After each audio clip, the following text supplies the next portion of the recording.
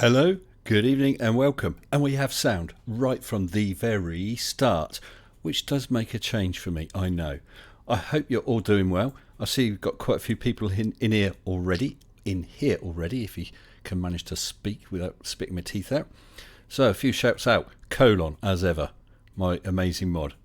Good evening to you. Brixie Brixamite, Ranty Wine, Ranty Widgeon, I presume it's Ranty Wine. Martin H, good evening to you. Timo, hello there. And I did post the link to that video earlier on. I hope you all caught it. Chris Wells, hello to you. Demon Orb, all these names. Pipe Parrot, hello, Pip. Hope you're doing well. Hope you're all keeping safe, actually. And I hope you all caught my news report this afternoon with the strange things which were afoot outside my house. Bloody Tyrannosaurus Rex wandering around. Where did that come from? As someone said, that ain't going to get through a face mask. And those germs, they're rather large. So who else have we got in here? 9 o'clock hero, hello. Patricia, good evening. Pacific Northwest Skeptic. Mitch Made equals bitch made. Thank you. I reckon he is. We're going to have a chat about that. Kino, present. Good to hear. And Frank, you got the notification in time. It looks, fingers crossed, as though notifications are working again after about 5 days of my notifications just not really going out, and my views on videos plummeting to roughly a third of what was expected during the first few hours. The one with what was it? Oh, the dumbest idiot on YouTube. Why you are an idiot. That one is flying. I'm just going to have a quick look. But I set myself a little target, just a can I reach sort of target. And as I reach it, I set another target. My recent target, which I only managed to hit once, was 2,400 views in the first 24 hours, averaging 100 per hour.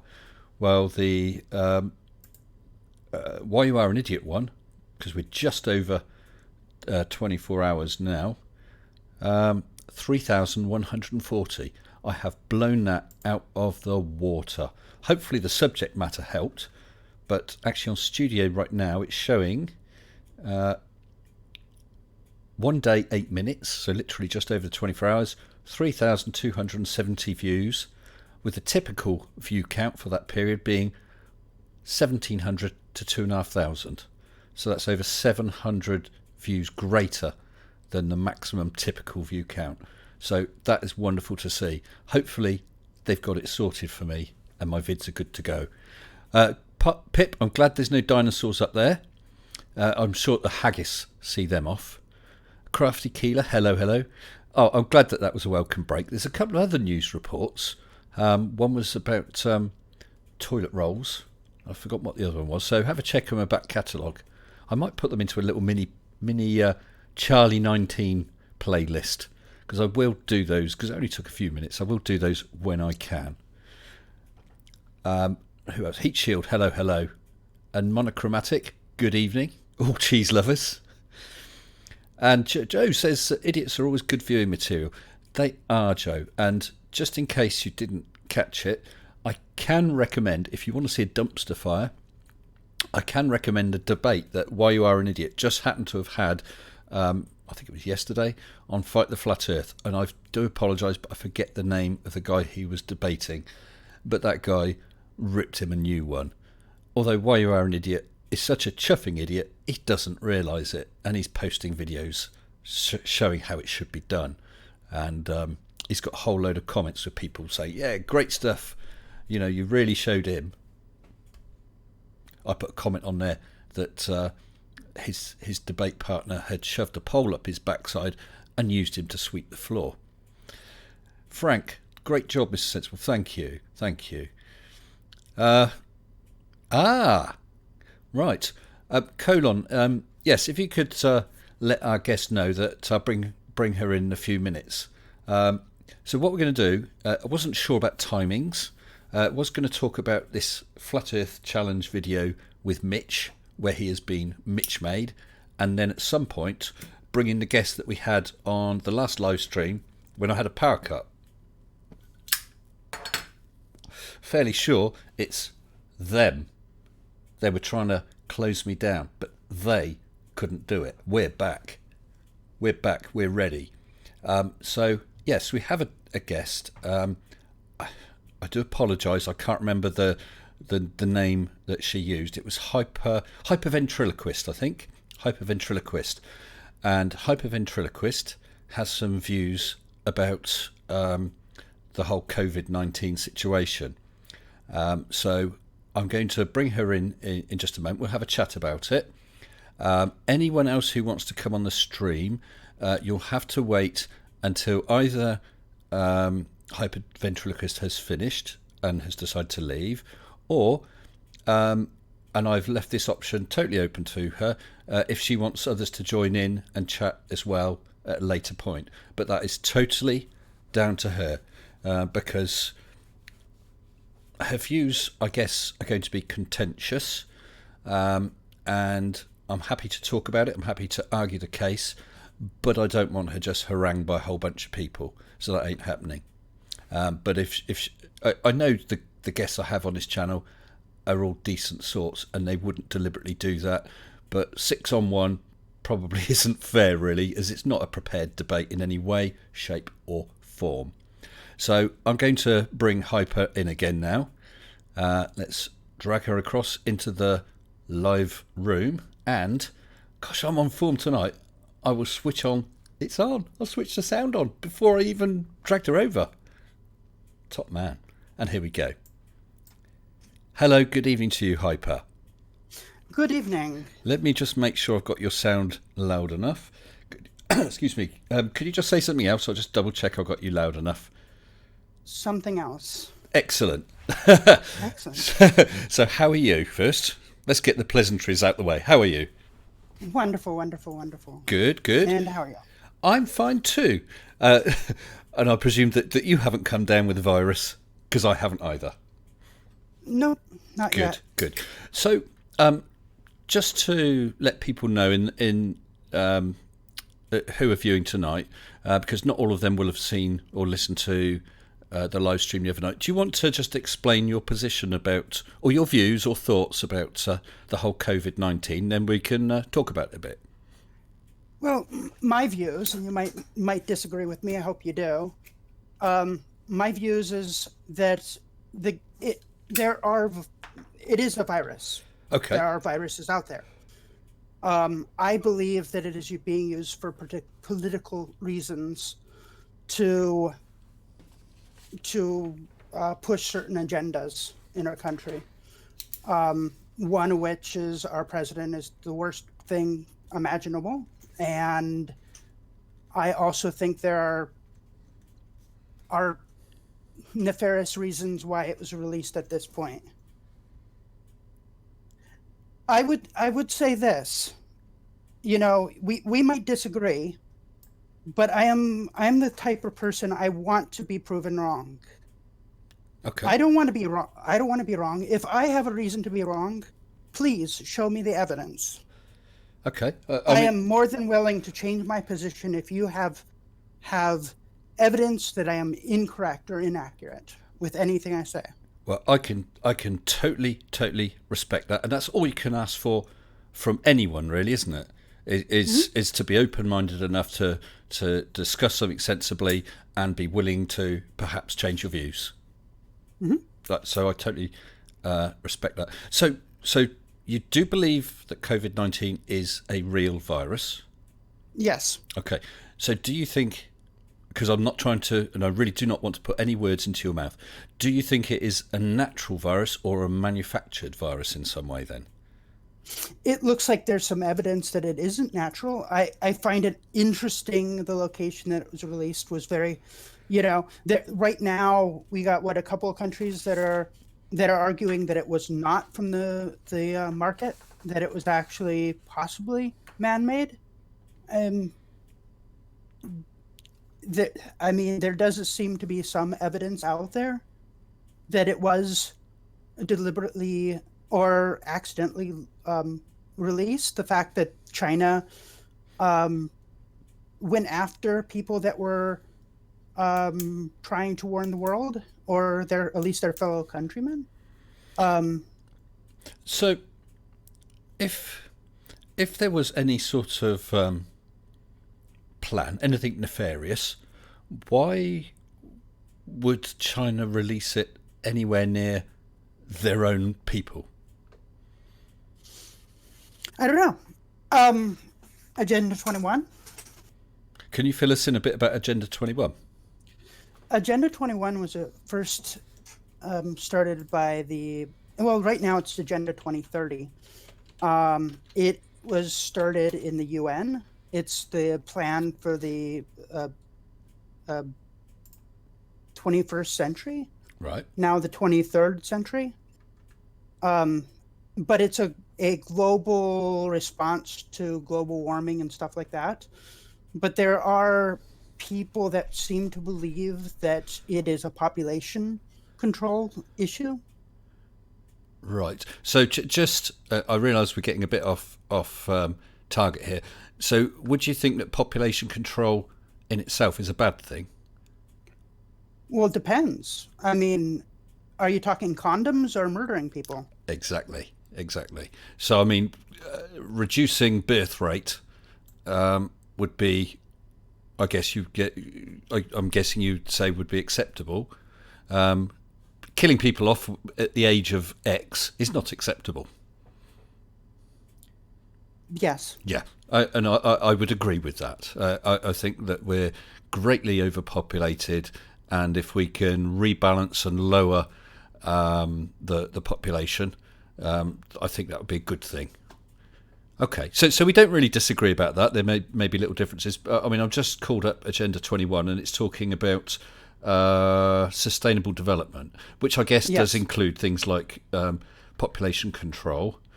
And certainly there are people who instantly would jump to the conclusion that that means killing off people, which it doesn't, of No, course. it's mostly the use of land management, um, kind of making cities more sustainable so they Hmm. can last into the future. So we're not, I don't know, destroying all of our destroying our natural habitat so it can no longer sustain us into the future. Okay, so Now, would you think that that in general is a bad thing then? This Agenda no, 21. Okay, okay, all right. So going back to the virus, we were talking about if it was released, and why would it be in China and so on. And you said it's in connection with, or could be in connection with Agenda 21. So are you saying then that China or someone feels that Agenda 21 should be fulfilled by killing people off? well, there most definitely are people that feel that way. Okay. Do you feel that way? No. All right. Okay. So we're violently agreeing. So far, what we've mentioned is not a problem. So where does the problem come in with this then? I, I don't think you're a monster, so I'm pretty sure that we'll both agree on those kind of points, like, right? Let's not kill our own people. I'm there are probably a ton of things we agree on. This is going to be a really boring show. I'm so sorry. Um, That's all right. That's all right. Because I guess there's going to be a point where we disagree, and that's where it could get interesting. That's absolutely fine. We're just sort of laying the groundwork here, aren't we? Good Lord. You have a beautiful fish tank, sir. Oh, Do you have any tangs in it? I do. I have a powder blue tang, and oh gosh, uh, oh, I can't think of the name of it. I can't think of the proper name, but I hate to say it, Dory. Hmm. um, uh, yeah, yeah. But sorry, Off topic. Topic. yeah, it is. It is. Yeah. So viruses come out all the time. The flu, for instance, mutates all the time. So we get new variants, Yes. even within a year. So you could have the flu vaccine, and it doesn't totally protect you because the variant that's out there is slightly different. The Yes. same with coronaviruses. We've had SARS, we've had MERS. This is just another one. It's always expected. It will happen again. Sometimes they won't transmit very well, or they'll transmit well but not have much effect. This one seems to be transmitting extremely well, and in certain portions of the population, those of an age, those with underlying health conditions, it's devastating. You see, here's where we're probably going to disagree. Cool. Right? Okay. It's how we deal with these kind of things into the future, right? And I believe you saw my video, right? I did see it, yes. How we deal with it, to me, I think the government is taking the locking people up and all that kind of stuff to the extreme. I think it's being used. This is where I believe that there are people in our government that kind of want our economy to collapse. For what reason? Right? At least because, like, look at some of the comics recently. Hey, we wish that that we would go into recession so we can get Trump out, right? So, are you actually going along the lines of, just so you know, I don't do politics on this channel as a discussion. I have my own views, and that's fine. It can come into it, but just let you know that I'm not going to argue for or against Democrats or Republicans. But no. but as a whole, then, do you think that what you're saying is this is a Democrat? I don't want to use the word plot, but do you think that this is something that's being taken advantage of then by the Democrats? Well, I think that, well, yeah, to a certain extent, yeah. Okay. So what about Italy? What about here? What about China? What about all these other countries where it's happening? It's got absolutely nothing to do with Republicans or Democrats. Mm-hmm. So, I mean, right now, we have just had, in the UK, so I'm sure someone will correct me if I'm wrong, I think 560 deaths in the last 24 hours, which I think is over double what it was the 24 hours before. Okay. We are now rapidly climbing that curve that Italy's been on. There was someone on the news tonight saying that if we can hold this down to 20,000 deaths, that would be amazing. 20,000. Yeah. How many died in 9/11? Was it 3,000? Was it 3,000? Something like that. 3,500? And we're talking about 20,000 here. This is massive. Someone's just pointed out, and they're quite right, in the UK now, we've just crossed over 1,021 deaths. I think Italy has just had about 900 deaths in the last 24 hours. You're kind of breaking up there. Oh, am I?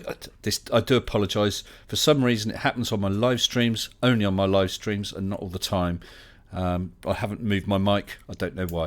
I was just saying that in Italy, I think they had over 1,000 deaths in the last 24 hours.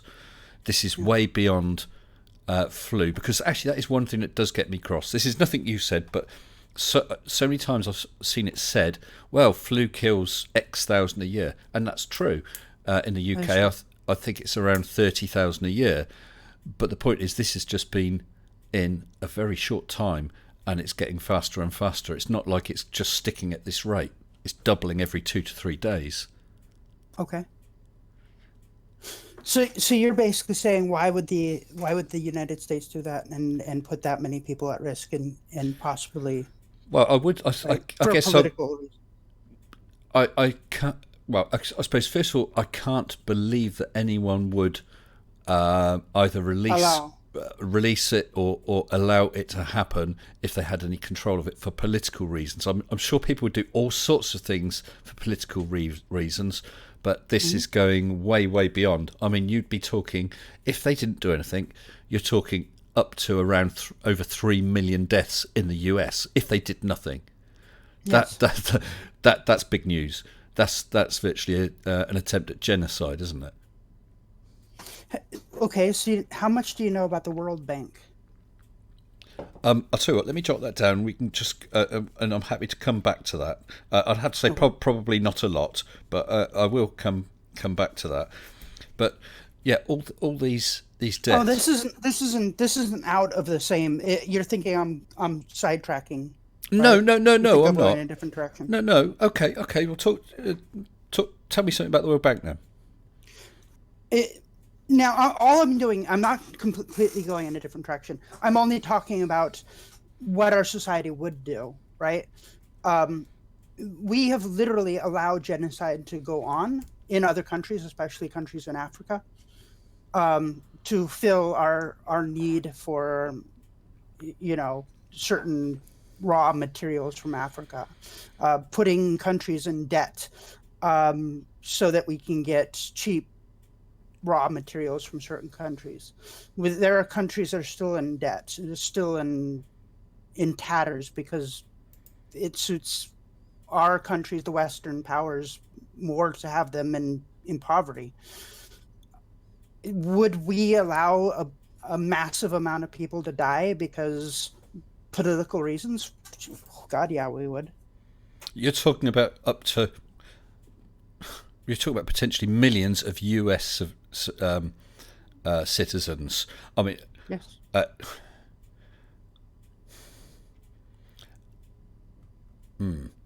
so I mean, on one hand, you're talking about I don't know what allowing a civil war in some small. I'm not belittling it at all, but allowing civil war in some far off small third world country, and that would be absolutely terrible. But comparing that to allowing a disease to run rampant, killing millions of your own citizens, do you really think that that one of your politicians, whoever that politician is, however bad he is or her, that they would go that far? Oh yeah. I'm asking you. Do you seriously think that would be the case? Oh yeah. Well, I guess I should not ask you to name someone. You have mentioned the president. I have my own views on the president and how well he is or is not doing, but certainly he started off by sort of brushing it under the carpet, saying it's nothing really, and now he's signed, what is it, £2 trillion aid package.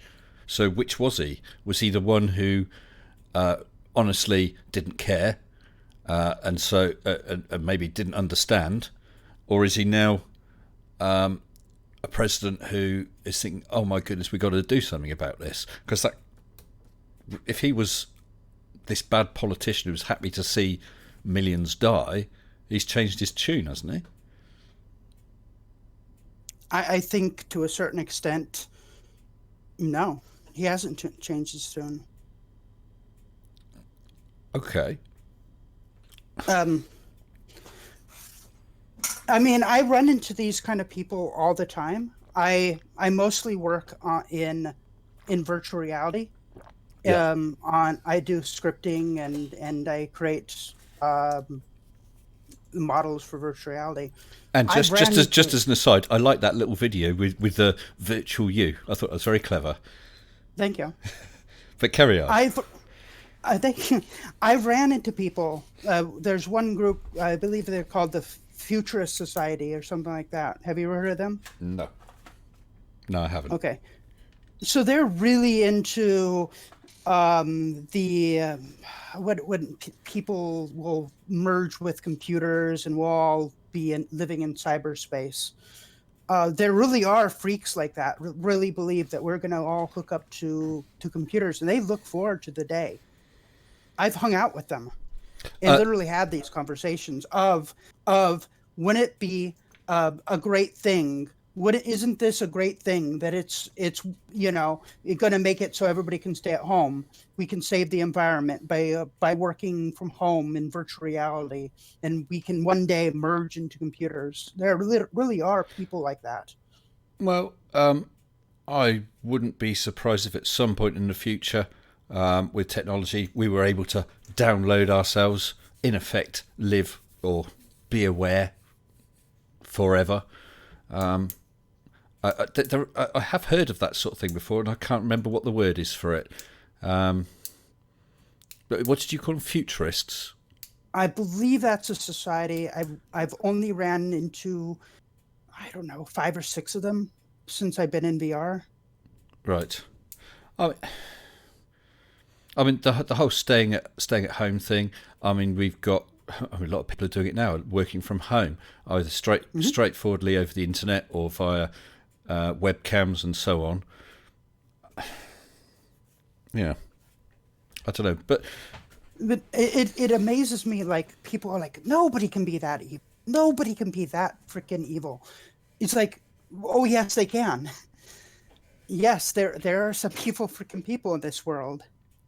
okay. Well, let's just say, just for this, literally just for this argument, because this is not necessarily my view. Let's just say Donald Trump is the root of all evil. He is the son of Satan. Okay, and he has decided that he's going to, I don't know, release this virus in China to wreak havoc and do whatever. So all these evil plans that Mr. President's got. Okay. Well, what about all the other countries? Do you think they're all joined up with him, or signed on the dotted line for this plan? Do you not think that some of those would say, hold on, look, our scientists have just shown that this is man-made, or we've got evidence that no one's going to call him out on it? No, I don't think it's him. I think he's a puppet. Of who? Of who? Yeah. Of the UN, the World Bank, the some people are dumb enough to call them the Illuminati. I don't believe that. That like this is a global thing. This isn't a statewide thing, right? Right. Uh, Oh, we're now getting to a point where even we can get on in virtual reality and talk to anybody in the world and have conversations with anybody in the world. well, we're doing that now. Yeah, this is worldwide. This isn't just our country. But I think, well, I'm not like that. He's Satan. I'm an atheist. If you didn't know that. No, I didn't know, and I had no opinion either way. I'm an atheist too. But I mean, I'm not. I'm. Let's see here. I used to. I was actually raised in a family that was in a program. It was in a thing called Rhapsody in Green. It was an environmental action group out in California, Los Angeles. Okay. I've always been like I've always believed in global warming and all that kind of stuff. Yep. Right? I knew what was going on. If you look at the terrible things that are going on right now, we have right now up in the Arctic Circle, if you look at the methane emergency group, right? Right. Have you ever looked into that? Well, if you're talking about the methane being released from all that bogs or what they call permafrost and stuff like that, is that what you're talking about? Yes. Yeah. Yes. Well, not even bogs. You have methane hydrates up in the Arctic Circle. And obviously, methane is even more of a greenhouse gas than CO2. And you can reach trigger points, the methane gets released, which accelerates it. Yep. Absolutely. I mean, that's all straightforward science, isn't it? Yes. And that's been melting now for about 5 years, going into, yeah. So, what forgive me, but what's this got to do with the virus? What's this have to do with the virus? You were asking. So, population control. There are people that believe that we're the cause of that we're causing the runaway, and they want us gone. So now you are talking about population control using the death side of it rather than the condom side, as you put it. Yes. So who are they? Who are they? The rich, the people, the elite, the people in power. But if you trash the planet to get rid of people, it's the planet that they live on as well. Yes. So aren't they, forgive the phrase, aren't they just shitting on their own doorstep? No. Why? Because I mean, go on. You go. If we are going into runaway, right? If we've already gone off that cliff, the only way to save themselves, save their asses, is to murder everybody else. Right. Sorry, someone's just asked. Mr. Victory's just asked who I'm talking to. I will actually update it in a few seconds, but I'm talking to. Sorry, I can't remember what it is. Hyper virtualist. Hyper virtualist. Yeah, beg your pardon. Hyper virtualist. And someone hyper had said, we were talking about people downloading into computers. They came up with the word that I couldn't think of. It's transhumanists. Transhumanists. Well, they are transhumanists, but there is an actual organization behind it. Yeah. The Futurist Society. Yeah. No, I can understand that was the name of an organisation, but I couldn't think of what the name was of the type of person. But it's a transhumanist, and I have heard that before. And so, right, let's get this right. You're hyper. I'm just updating the topic. Hyper virtualist. Yeah. No, I ran into one. He was part of an organization. They went out into the middle of the desert and planted a large a self-winding clock that will run for 1,000 years in the middle of the desert, because their belief was that, well, there wasn't going to be any humanity left except for a few. Right. So. Well, you can look into that one. Okay. I'm running you all over on this one. It's all right. It's all right, because it's an interesting conversation, and we've been quite able to talk without either of us getting riled or rude or anything like that. So it's absolutely fine.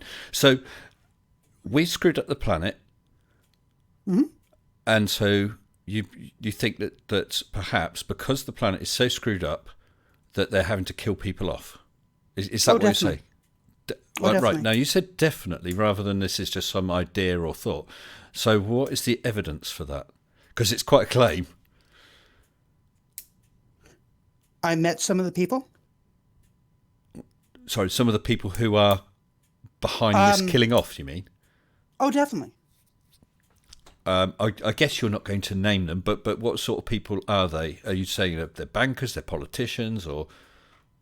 Well, I used to hang around in a virtual program called High Fidelity. Right. High Fidelity was created by a man named Philip Rosedale. Okay. Creator of Second Life. Right. Oh yes. So you heard about it, right? I've heard of Second Life. Yes. Well, the Philip Rosedale, the creator of Second Life, went off and created High Fidelity, right? Yeah. And a lot of those kind of people kind of slowly worked their way in there. I've ran into people like the Futurists and all that kind of stuff in there, and I've probably just given away to whoever might actually know High Fidelity might know me, because, well, I'm pretty known in the virtual spaces. Okay, well, I have no idea who you are, and I would not try. And actually, if I knew your name and address, I wouldn't be speaking it. I mean, you're here on a certain name on my Discord. I've not even mentioned that name in the chat. I'm using the name you used in the chat, which was a hypervirtualist. I do not believe in any form of doxing. No, well, I pretty much dox myself, because there are people that know. Okay. Like if you give them my other name, right? There are going to be a lot of people that know me. Sorry, the name that we're talking under in my Discord. Okay. Yeah. Well, I'm not about to do that. Well, not deliberately anyway. my YouTube channel is a separate channel from all my other channels, so that one's safe. Okay. Well, someone actually asked if this was at all some sort of plan, whether it's a manufactured virus or a virus they're taking advantage of.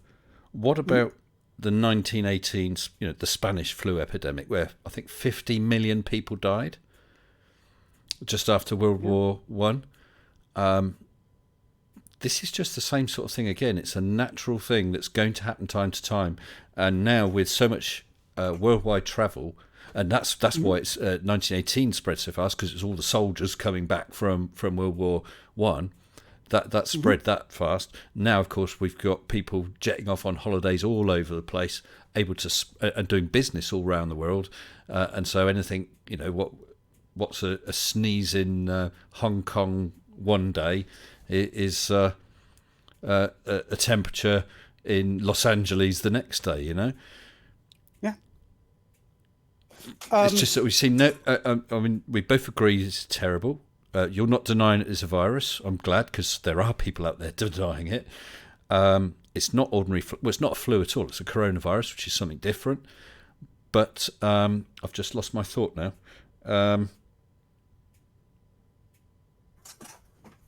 Oh yeah, but there. I know you have made a claim or said you've got these thoughts, or that you know that. Sorry, I'm not wishing to be rude, but that they are behind it or could be behind it. But what evidence for that? What evidence can you give to convince either me or anyone else that that's the case, and not just some thoughts you've had? Like, wouldn't it be convenient if 5% of the world population died, so that there's less environmental pressures? I mean, that might be a thought, but there's no evidence. Are you saying that you... Sorry, go ahead. Oh, sorry. I thought you meant that you wanted that to happen. I don't think you're that kind of monster. No, I'm not a monster. No. To be clear, I think we need a lower population, but that should happen by lowering the birth rate in a manageable fashion. Oh, definitely. Yeah. Okay. So we've got no disagreement about that. So, okay. Actually, I guess then that even with all the thoughts you've expressed tonight, Hyper, it's not saying that you want that to be. It's just that you think that is something that's happening. Is that correct? You're not saying... Oh, definitely. Okay. So I don't... You think I want to... No. I don't think you're that sort of monster either. No, I just wanted to be absolutely clear on this for everyone. Okay. All I'm saying is I've ran into those kind of people, right? I've literally had conversations with those type of people that want to, like, that are pretty damn well off, that don't have to worry about money, that don't have to worry about, of course, if you kill most of the population, you won't have to worry about much money anyways, would you? But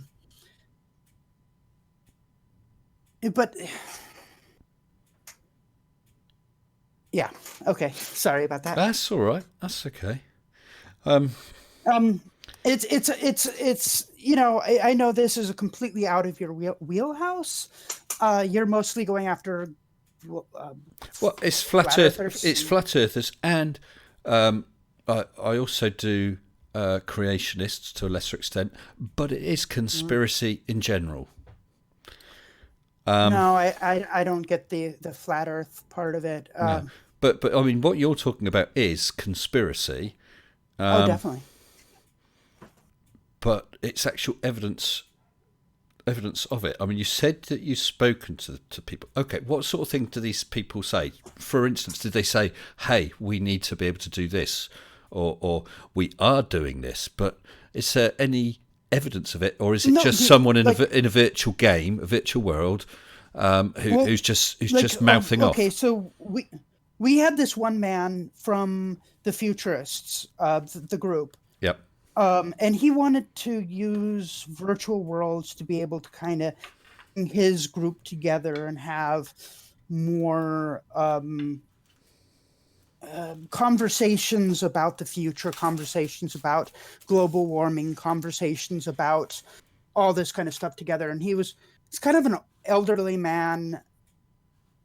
I don't know his age because I can't tell people's age. Yeah. Just off their voice, off the internet. No, it's very hard.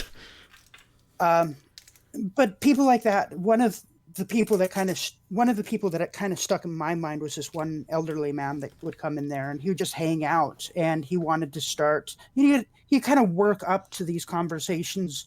One of them was smart meters and more intelligent ways of charging people for electricity, or it would go even further and it would get to the point where, dealing with global warming, dealing with population, dealing with it. I don't think we ever walked into a conversation when somebody went, wouldn't it be wonderful if we kill half the population?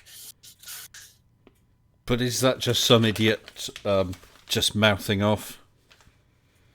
No. You No. think?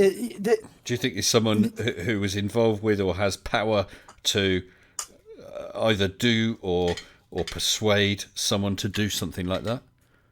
Yes.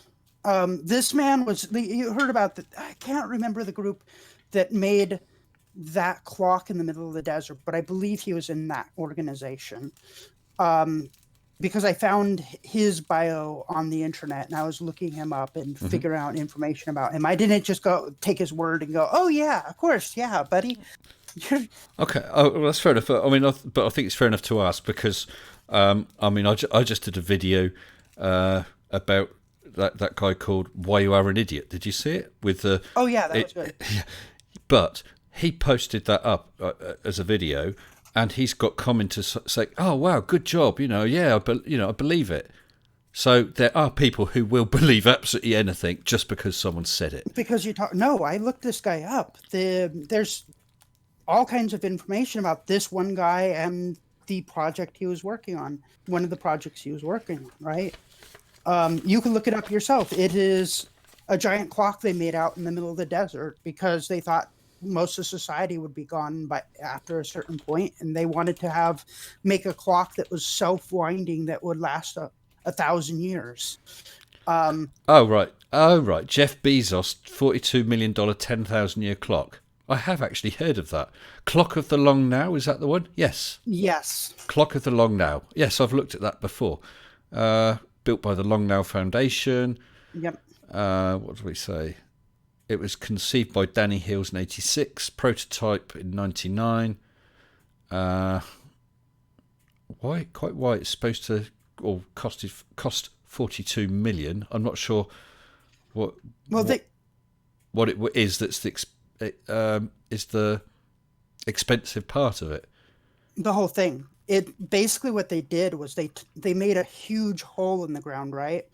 And they used the temperature differential between the outside and the inside to actually wind it. The temperature changes between the daytime and the nighttime to wind the clock and keep it going. But it needed to be massive. They needed a huge hole in the ground. Yeah. To get enough energy for it. I'm just trying to find out why they're putting in here. I want to build a clock that ticks once a year. The century hand advances once every 100 years. The cuckoo comes out on the millennium. Well, so he's not going to know if that worked for a long time. Yeah, because they don't think we're going to be around here for... Okay, so they made rather, or planning to make, if they haven't yet, make rather... audio on the way. Okay, made a rather expensive, very interesting, very long-lasting clock. Yes. I hesitate to say it, but so what? They've made an expensive clock. What does that mean? Is this just not a technological challenge? There's nothing here. It would have been fun or interesting for them to say. Well, here we go. In the words of Stuart Brand, founding board member, quote, "Such a clock, if sufficiently impressive and well engineered, would embody deep time for people. It should be charismatic to visit, interesting to think about, and famous enough to become iconic in the public discourse. Ideally, yes. It would do for thinking about time what the photographs of Earth from space have done for thinking about the environment. Such icons reframe the way people think."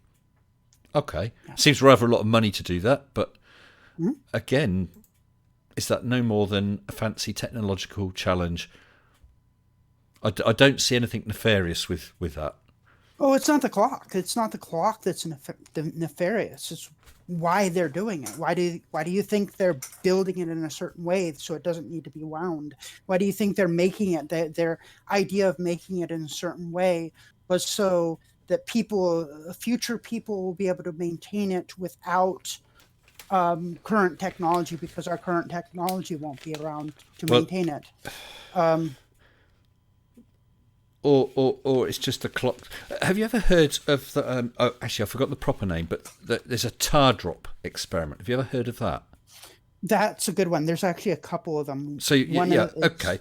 And for people who haven't, some guy, and I can't remember who it was, quite a long time ago, we're talking decades and decades ago, conceived an experiment, and it's basically, you can imagine a funnel with some really, really thick tar. I'm not sure if it's tar or it's something like tar, and it moves so slowly, and eventually it comes through the funnel, and it will form a droplet, which eventually will drop off, and it drops droplets of tar about once every 10 years or so. I don't even think it's 10 years. Well, it might be longer. Yes, there's literally one video online of them catching it. Yeah, and they missed it one time, didn't they? But that was just an interesting experiment. It's something slow.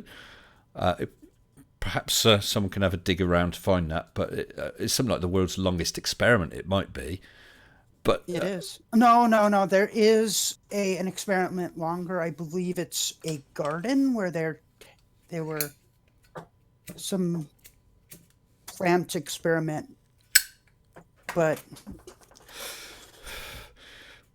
again, I don't see anything wrong with that. That they're making a clock that will never need manual winding, and it will last a long time, and it runs very, very slowly.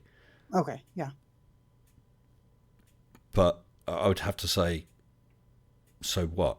I mean, I'd like to see it. It sounds very interesting. Actually, I do have a thing for clocks. No, it's the society behind it. I'm just showing you these are things that they believe. These are things that they are doing because of their beliefs, right? Because you do know that they could tell time with things like sand clocks, water clocks, what do you call them? Sundials. Sundials, that's the word, yeah. So in the event of collapse of society and inability to repair watches and clocks, which would have to be quite a collapse because, of course, we've had mechanical watches for a long time. But, okay, let's say we had a nuclear war and we lose 99% of our technology, we could still make a sundial.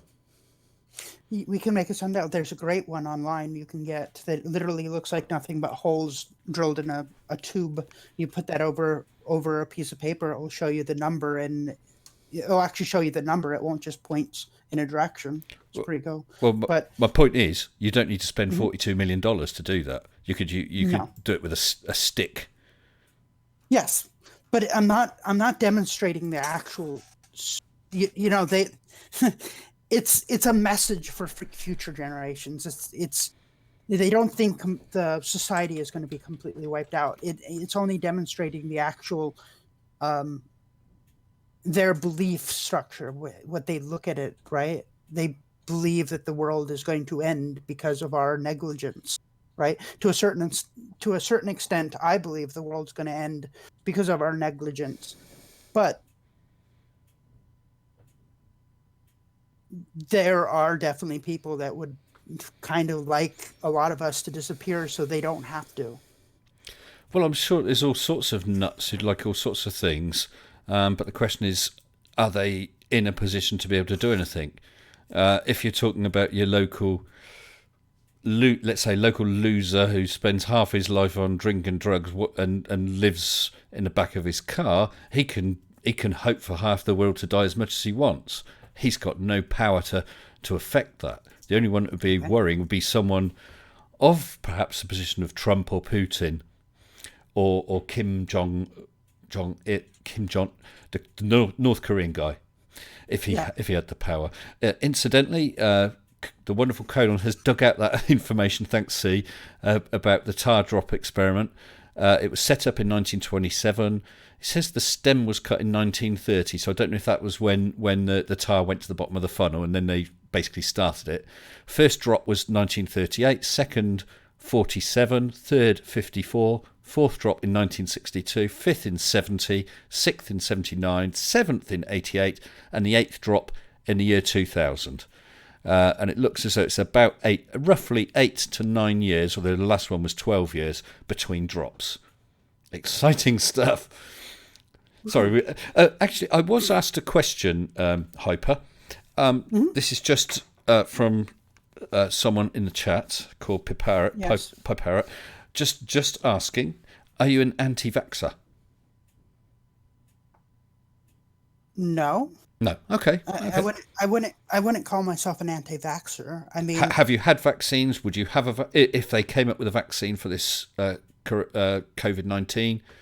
Actually, it's not called COVID-19 is the disease. It's SARS something for the actual virus, but everyone knows what we mean. If they came up and said, "Hey, Hyper, here's the vaccine. You haven't had this disease yet.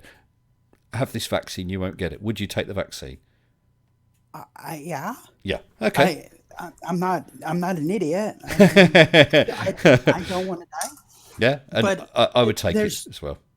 there's a reason why we want to, like, the only problem I had with vaccines, right, is I don't like seeing our government force other people to, I don't think it's up to the government to force people to do something that might risk their lives, like medical procedures and stuff like that.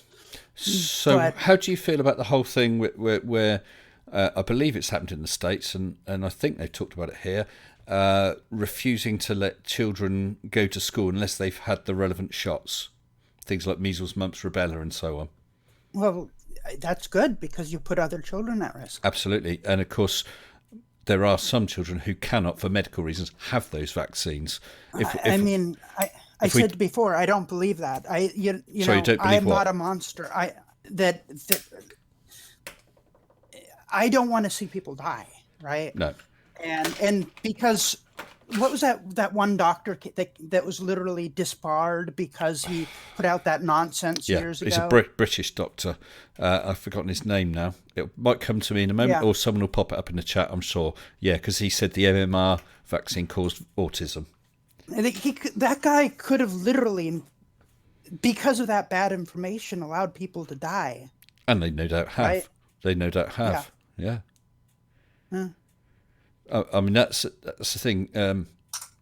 Conspiracy theories are all very well, and where someone's saying, "Oh, the Earth is flat," and they're hiding it from us just so they can get money for NASA. As far as I'm concerned, that's bloody stupid. But no one really gets hurt, other than I suppose some people start believing all sorts of rubbish. But when you're talking about things like vaccines, where you do have anti-vaxxers, that's not just a stupid idea. That's an idea that will get people dead. I did mention on a previous stream, I'm not sure if it was when you were around, I recently had to see the nurse at my local doctor's surgery, and I had a pneumonia shot. Sorry, I was struggling to think of the word then. Had a pneumonia shot, and I just asked her, "Hey, do you ever get anti-vaxxers?" And she said, "Oh, yes." And typically, it's when they're falling ill and they're panicked because they suddenly want to get the shot. And I mean, that's just so stupid.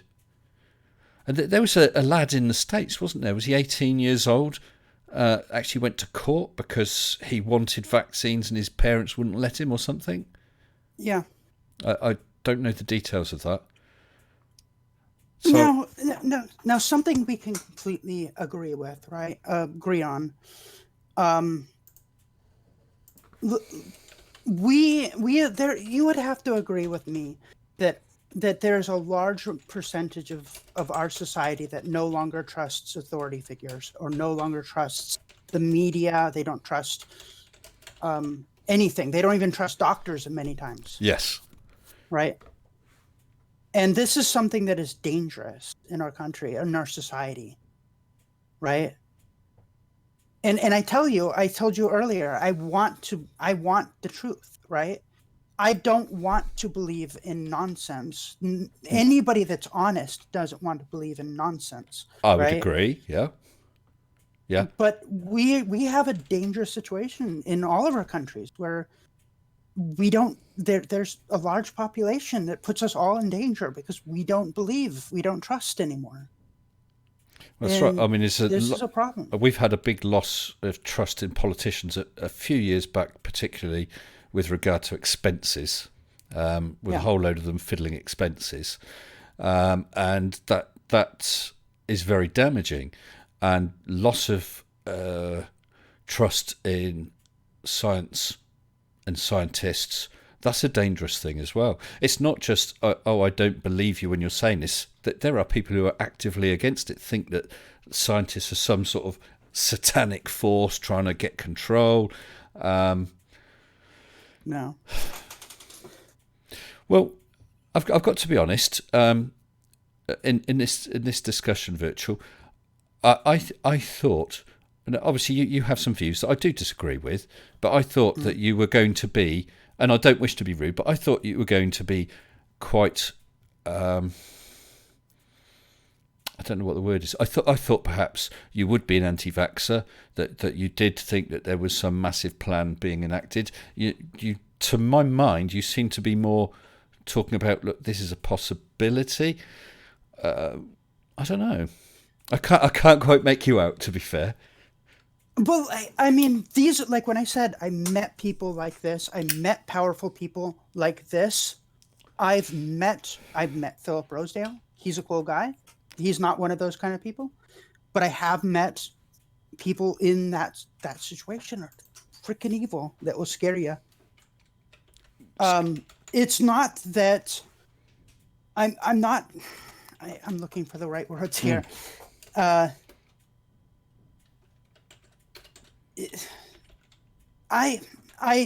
not an idiot, right? I look at people. I'm just like you. I look at flat out earthers and I scratch my head and go, "These people are freaking dumb." Okay, yeah. I think a lot of us here do.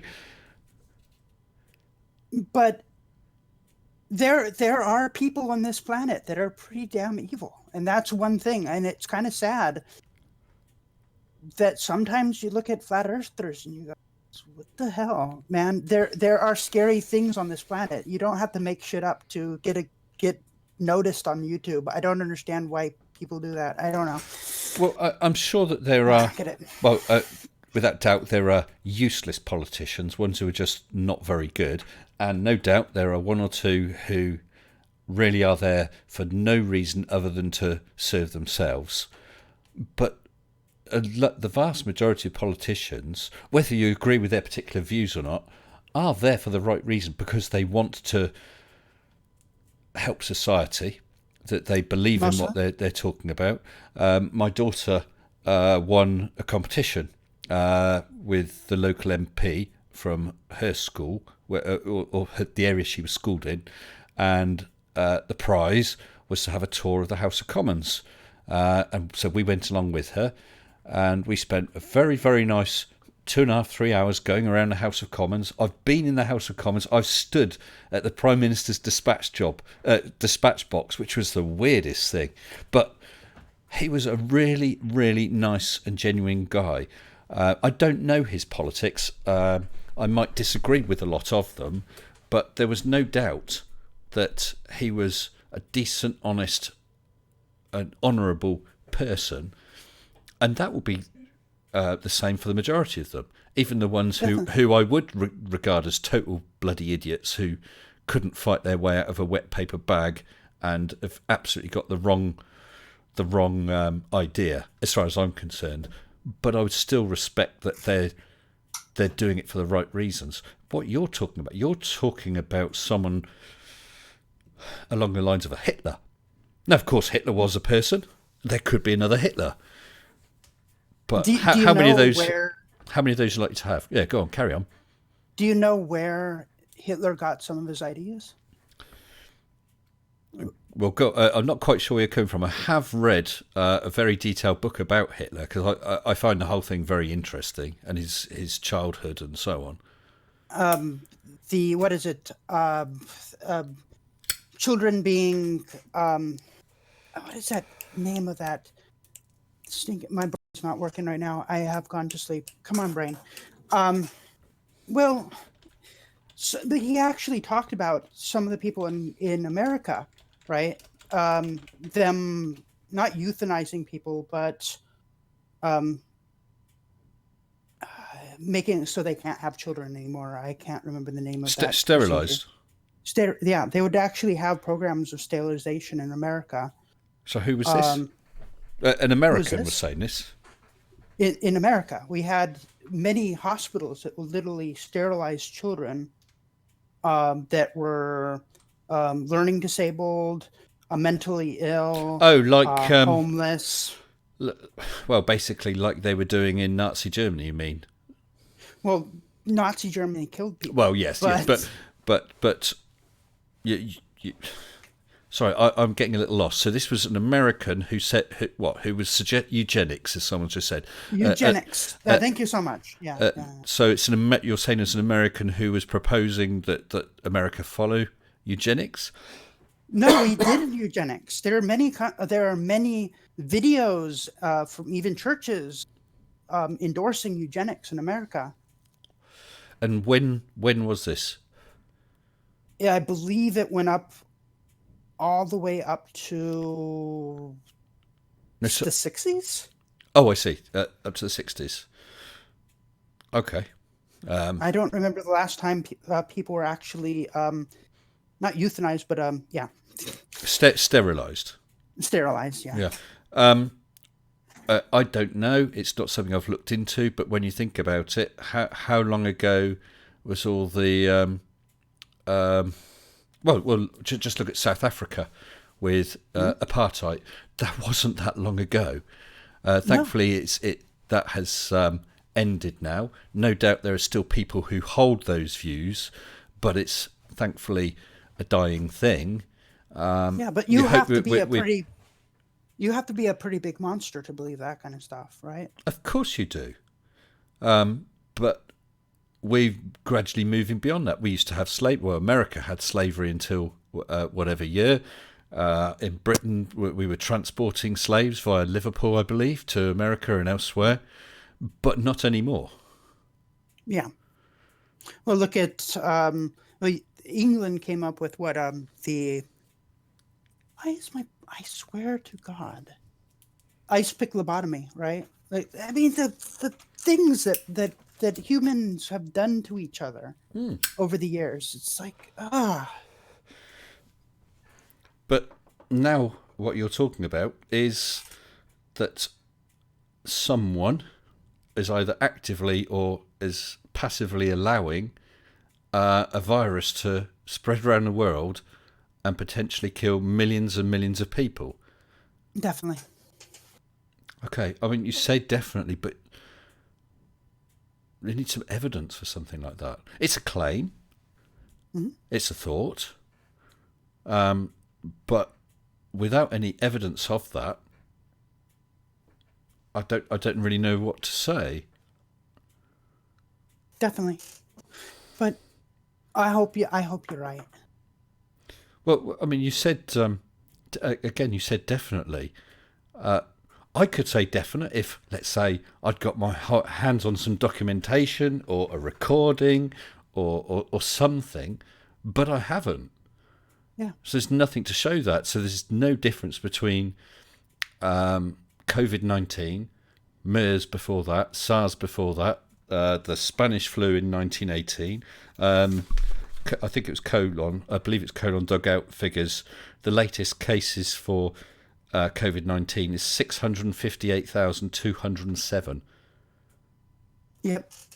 Getting on, but well, what's that? That's roughly halfway between half and 750,000 people, and that's just the ones that are tested. And of course, I might have had it and not realised if I had it very mildly. Other people are totally asymptomatic, so it may be a lot more than that, of course.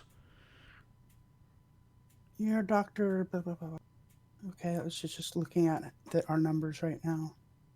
Yeah, Thunderfoot did a video a little earlier. Now, Thunderfoot is someone who I thoroughly recommend if anyone hasn't checked his channel. He was a great favourite of mine, especially his series Why Do People Laugh at Creationists? I think there's about 50 episodes. That's Thunderfoot with 00 in the foot. By the way, I just want to give a shout out, if that's the right word. People in the chat might have seen Mag Truth on the Run official channel. Hello, Mag. Now, Mag was someone who has actually a number of channels. Bam. I've seen a few of your videos, Mag. And he was the one who did the video about food from trash. And I did a debunk on. And shortly after that, I had endless trolls suddenly appear and make all sorts of, what's the word? Transphobic comments against me and my views. And I guess the other viewers and patrons and whatever. Mag Truth on the Run. I will happily do a debate with you sometime if you wish. That might be interesting. If you wish, you can email me. That's mr-sensible@hotmail.com. The link is in the description for my Discord, so you can always come on there and send me a message, and maybe we can sort something out. That would be interesting. Mag Truth on the Run. Oh, he's been timed out. Oh dear. I see one of the mods has timed you out, Mag. I don't know what you said. Naughty boy. Naughty boy. But the offer still stands for a debate sometime, Mag. As you can see, I'm chatting right now with Hyper Virtualist about things we disagree with, but we can chat. I don't just boot people if we're having a chat just because they've got different views. As long as the language is kept reasonable and it's a respectful chat, I'll chat with anyone, including you, Mag. Anyway, yes, Hyper. Actually, let me just before we come back on, what I want to do is just take 30 seconds just to say thanks to my patrons. Of course. With great appreciation to all my patrons, including new patrons Warren J, Cheese Mondo, Mr. Bozo Head, Brian A. Reid, Thomas B, Sven Arngrimson, Andy Woods, Glenn Chapman and Dark Saber, and my latest patron, Chris Holmes. Thank you all so very, very much. And we're back again. So thanks very much to all my patrons. I really, really appreciate you. So sorry, we got a bit distracted there with Mag Truth. But it's the first time I've seen him come onto my channel. So I did want to sort of pick up on that. Okay, so where were we? I would have to say this. I really enjoyed talking to you. To me? Yes. Oh, good. Well, I'm glad. I'm going to continue watching your show, and if you don't mind, I'll stay in your Discord. I don't mind at all. So are you cool if we bring some other people in to chat with us? I would love that. But okay. Let me tell you something first, right? Well, let me just say then to people who are watching, if there's anyone who wants to come in and have a chat with Hyper, just jump onto the Discord, come into the live waiting room, and wait to be pulled into the live. Yeah, go ahead, Hyper. I enjoy your show. I have learned a lot since I've been watching you. Of course, watching it, you don't. How much do you learn by watching flat earthers get owned? But maybe you'll talk me out of the crazy ideas I sometimes have. Well, I hope so. I don't think it's crazy to think of something. I don't think it's crazy to have a concern about something. But I think that people do need to look at official information. I mean, some of the crap I've seen with people... Richie from Boston right now is going mad. He's a survivalist. And he's going mad about the soldiers being sent into various states. They talk about National Guard aiding police and... We've got that here in the UK. The military helping ship oxygen to hospitals. I don't think that's a problem. But yeah, so he's got some crazy thoughts. Yeah. Too much Alex Jones, probably. Yeah, it could be. So yeah, I mean, I don't think there's anything wrong with having some thoughts, but then you have to find out about it. Is it true? So yeah, that was it. He was saying about the soldiers. I mean, we're under what they've called lockdown. It isn't really. They just said stay at home, and people are allowed to go out to have a walk or something, some exercise. They're allowed to go out to the shops just to get food and that because all the other shops are shut. And as long as people stick to that, it'll be fine.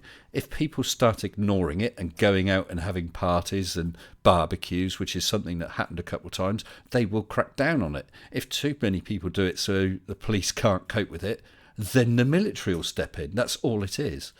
And actually, I was thinking of challenging Richie from Boston, that if in 6 months' time or 8 months' time, the lockdown has got worse and he's right, that's fair enough.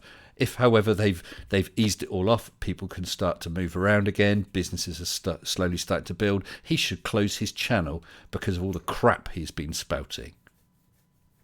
Richie from Boston, do you hear me? We're still waiting. If anyone wants to come and jump in, have a chat with myself and Hyper, that you'd be very welcome. I know you guys. Certainly, if it's anyone who's been on my channel before, I will know that you will speak with Hyper in a polite fashion without hassling. You're allowed to disagree, of course. That'd be nice. That'd be nice. Okay, so Hyper, you said other. I think you said crazy ideas you've had. What other sort of thoughts have you had then? Hello. No, that's it. That's it. Just Agenda 21 kind of nonsense. But I believe that there are bad people in the world, like I said earlier, right? Yeah. That scares. It scares a lot of people, right?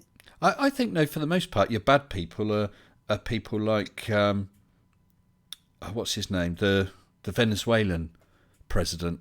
Venezuelan president Hugo Chavez. No. Is it sort of like Maduro or something? The one who basically the US now have put a bounty on his head of I think it's 13 or $15 million because he's basically running the Venezuela as his narcotics fiefdom, I think. I see we've got a guest in the live waiting room. Just to let you know, Baltazar. We'll bring you into the chat in about 30 seconds, just to give you fair warning. So they're bad people, and of course, look at all that's happening in Syria with Assad. They're bad people, without a doubt. Now, that's someone with power, backed by a major military power, being Russia, who's causing an awful lot of problems. He's trying to have this total control of Syria. I mean, that's a big step up to go from something like that to the world and killing a reasonably large percentage of it. But $1 million. Let's bring in our guest, and it's not a name I recognise, so it's someone new, which is always nice. Hello, good evening to you, Baltazar. Hello. Yes, I just wanted to talk to the guest a little bit and bring a couple of points up that I thought maybe were missed. Yes, please do. Baltazar, meet Hyper, Baltazar. I'll leave you to it for a second. Go ahead. Okay, so Hyper, I was just wondering what your thoughts about the particular choice of this virus were, considering it is a COVID or a coronavirus family virus. It mutates very quickly. Why would someone pick that type of virus to make these types of attacks? Or do you believe that this is more along the lines of an opportunistic manipulation? I don't know. I'm not a scientist. I don't know. Maybe it was easier to deal with the RNA of that particular virus. I don't know. Well, I believe the R naught of this virus is it about 2.5? It's something that spreads. I heard it was 3 or something. Okay. Yeah. Yeah. Okay. I'll go with that. 2.5, 3, which is pretty bad. It will spread to a large number of people rather quickly. Very. That's true, but coronavirus type viruses mutate very fast, and it could render itself inert within a few weeks of being exposed to the general populace. Sorry, which could? Coronavirus type viruses, they mutate very quickly. Or render the actual vaccine useless within a certain amount of generations. My understanding, though, it's not a very good understanding, but from what I've read, that this one is a pretty stable virus. There's not much in the way of change. My understanding. I could be wrong about that. I haven't seen the actual research because there isn't much being done at the moment for it. But normal coronaviruses make up the family of viruses which we deem the common cold. Yes. And that's like coronavirus or rhinovirus or a few of the other types that are in there, but they're all very quickly changing, which is why there's always new strains of it, and we can't create a cure for it because it changes so quickly. Things like retroviruses, which are typically what are used in biological warfare, are more commonly selected for manipulation, or at least it was back when biological warfare was, not outlawed internationally. Here, have some blankets. Well, I've just had a quick Google about mutation rate for SARS-CoV-2, which is the COVID-19. This is from thescientist.com, March 25th. The genome of the novel coronavirus has remained relatively stable during its global spread, suggesting that a vaccine could confer long-term protection, according to the Washington Post. It does say a small number of genetic differences between the original strain of the novel coronavirus from Wuhan and those currently circulating in the US population indicates that a vaccine may likely offer lasting immunity. So it's currently, anyway, not a fast mutating virus, which obviously is good news. That is good news, yeah. It makes it different than the typical coronavirus strains that are out there. So that's good. It certainly is, yeah. So, Baltasar, just as a general thing, I hope, I don't know if you've seen any of my live streams before, but I don't wish anyone to say anything about themselves that they don't want to say, or dox themselves. But can I ask, and you only have to answer if you want, can I ask what sort of area of the world are you from? I'm from Colorado. You would know me from your comments as Frank. I appear in the chat as Frank on YouTube. Well, hi, Frank. Okay, so how are things in Colorado then? Well, right now we are currently in a mandated stay-at-home, shelter in place. But I am marked as essential personnel, being a skilled tradesman. So I do get to go out, but I do feel bad for all my friends and family who can't. My church isn't permitted to meet. Other organizations that I belong to aren't permitted to meet, so it makes life a bit more difficult. Okay. Well, I mean, UK obviously is in a similar sort of state right now. I'm also, my role is also one that means I will be continuing working. But actually, I don't want to. Just due to my family situation, I've got 3 extremely elderly parents live in the same property, and we've got 8 of us living here, and out of the 8, 3 are pretty high risk and 2 are at elevated risk if and when corona gets in the house. So my work actually, for a lot of people, has been very good and said, oh, you've got this risk, you don't have to come in, you should be staying off for the 12 weeks. But so far for me, because my personal health doesn't put me at a massive risk, they're basically saying you've got to come in, which is not great because I'll be working with up to around 50 people in one area, and my fear is not so much for myself, but getting it and bring it back into my household where there are people who are at risk. And I'm arguing the toss with them over that because personally, I think the risk is too great for them.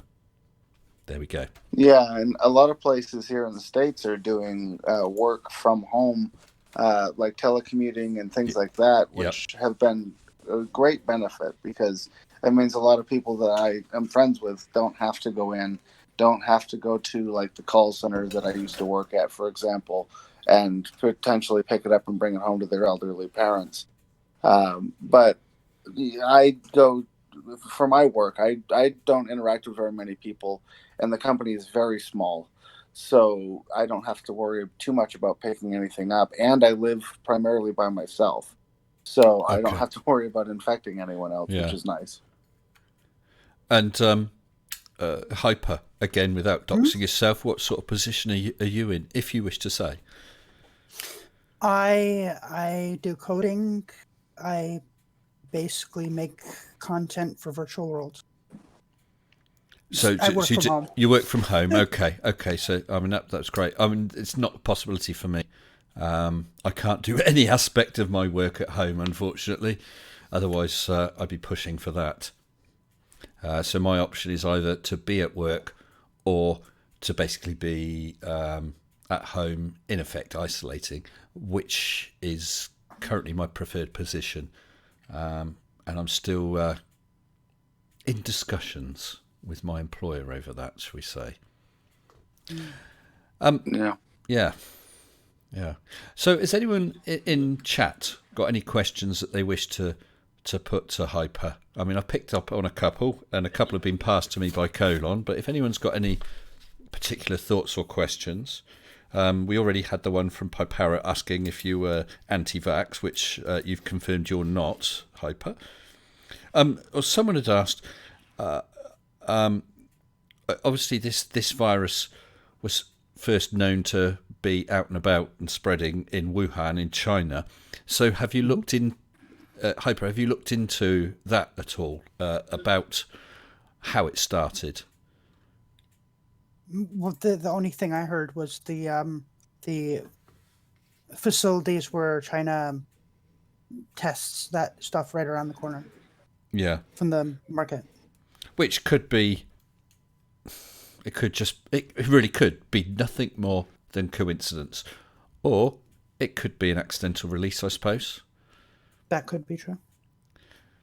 Which it is China. Well, yeah, you say that, but an accidental release could happen. I mean, we have facilities here in the UK. No doubt you do in the States. So an accidental release, by very definition, could happen accidentally anywhere where they're dealing with any form of virus. And there have been cases of that happening in the past as well, especially in Soviet Russia. Some of the bioengineering labs that were in north of Moscow have had a few accidental releases in the past as well. Yeah. Well, actually, there is a question that's just popped up, Hyper. If COVID was a population control plot, why now? Because people have been polluting since the Industrial Revolution. Environmentalism itself is almost 50 years old, so why wait until now? What I believe about, like, you can look this up. I believe it started around 5 years ago, 6 years now. Large amounts of methane have been being released from the Arctic Circle. So do you think it's a sudden fear that we have reached a trigger point that's triggered this? I believe we have reached a trigger. I believe we have now reached a point where there is no. Sorry, there is what? I'm sorry. There's no turning back. Then what's the advantage if it's going to happen anyway? If we've crossed that I forgot what the term is, but if we've crossed that point, triggered the trigger point. It's going to be really hard to feed all you people. So then, surely the easy thing then is to make sure, as one of them, that you're well stocked, you have a secure food, water, and source, and a safe living space, and to hell with all the poor people. They will die of starvation or whatever. They could just do that, couldn't they? Why a virus, which of course could affect them as well.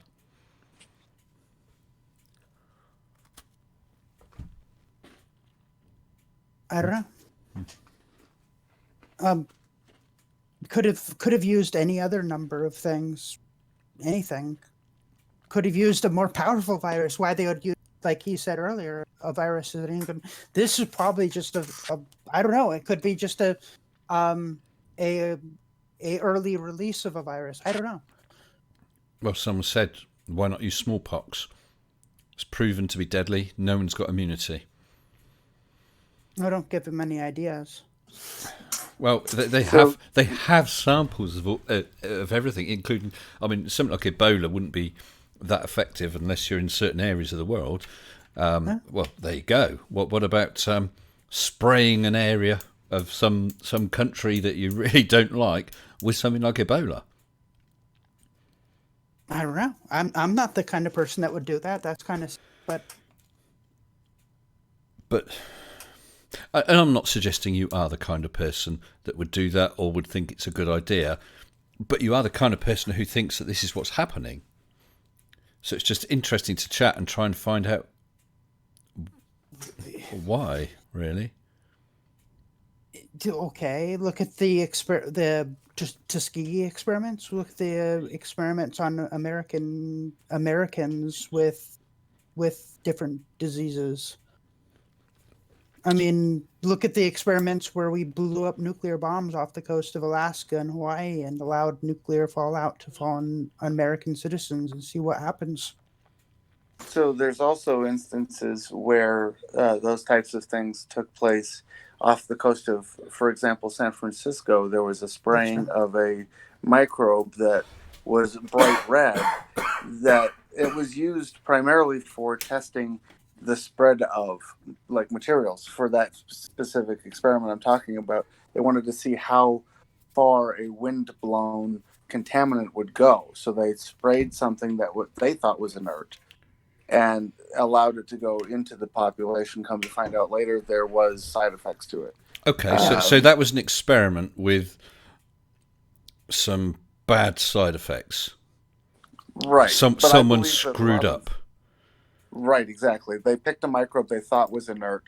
They screwed up. They picked the wrong microbe because it has certain long-term health effects. But I don't think that a lot of these things that conspiracy theorists think are intentionally malevolent. I don't think it's intentionally malevolent. We as a species are short sighted and we tend not to look through all the way to the end of our impact. And that it kind of leads us to make decisions that are bad later that we didn't think of when we were doing it. I think I would agree with that. I think there can be stupidity, as you said, a lack of foresight, and accidents happen.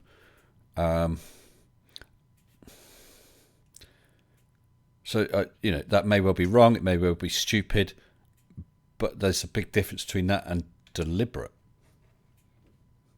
Exactly. Massive difference. That's the point I'm trying to make is Yeah. there's a huge difference between a mistake or mismanagement versus intentionally doing something to poison a massive population. Do you think that they didn't know they were going to poison people when they were blowing beer bombs in the middle of the desert? Populations downwind from those locations. Um, I do. And the reason is because at the time when those nuclear tests were being done, they didn't fully understand the effects of nuclear fallout. It wasn't much later, after those fallouts had occurred, that they realized, hey, these are pretty serious side effects. We need to stop doing that. And so they shifted from testing in the deserts in the late 50s, mid 50s, to testing in the oceans in the 60s because they wanted to get further away from populations. Um, Wait a second. Now they started out there near the Hawaiian Islands. What is it? That's not where they started. They I started thought they testing started just outside Las Vegas. I think it was in like the early because 50s, 53, 54. And because then they moved to the oceans afterwards because they realized they were affecting the population. well, I mean, now they went underground after the treaty basically made it that they weren't going to explode these things in the air anymore, that so we started blowing them up underground. I mean, that continued on after that. Some of the biggest releases of radiation were actually from underground tests in that area, and they never blew out. They never blew up any of them underground in the Hawaiian Islands and up there in Alaska.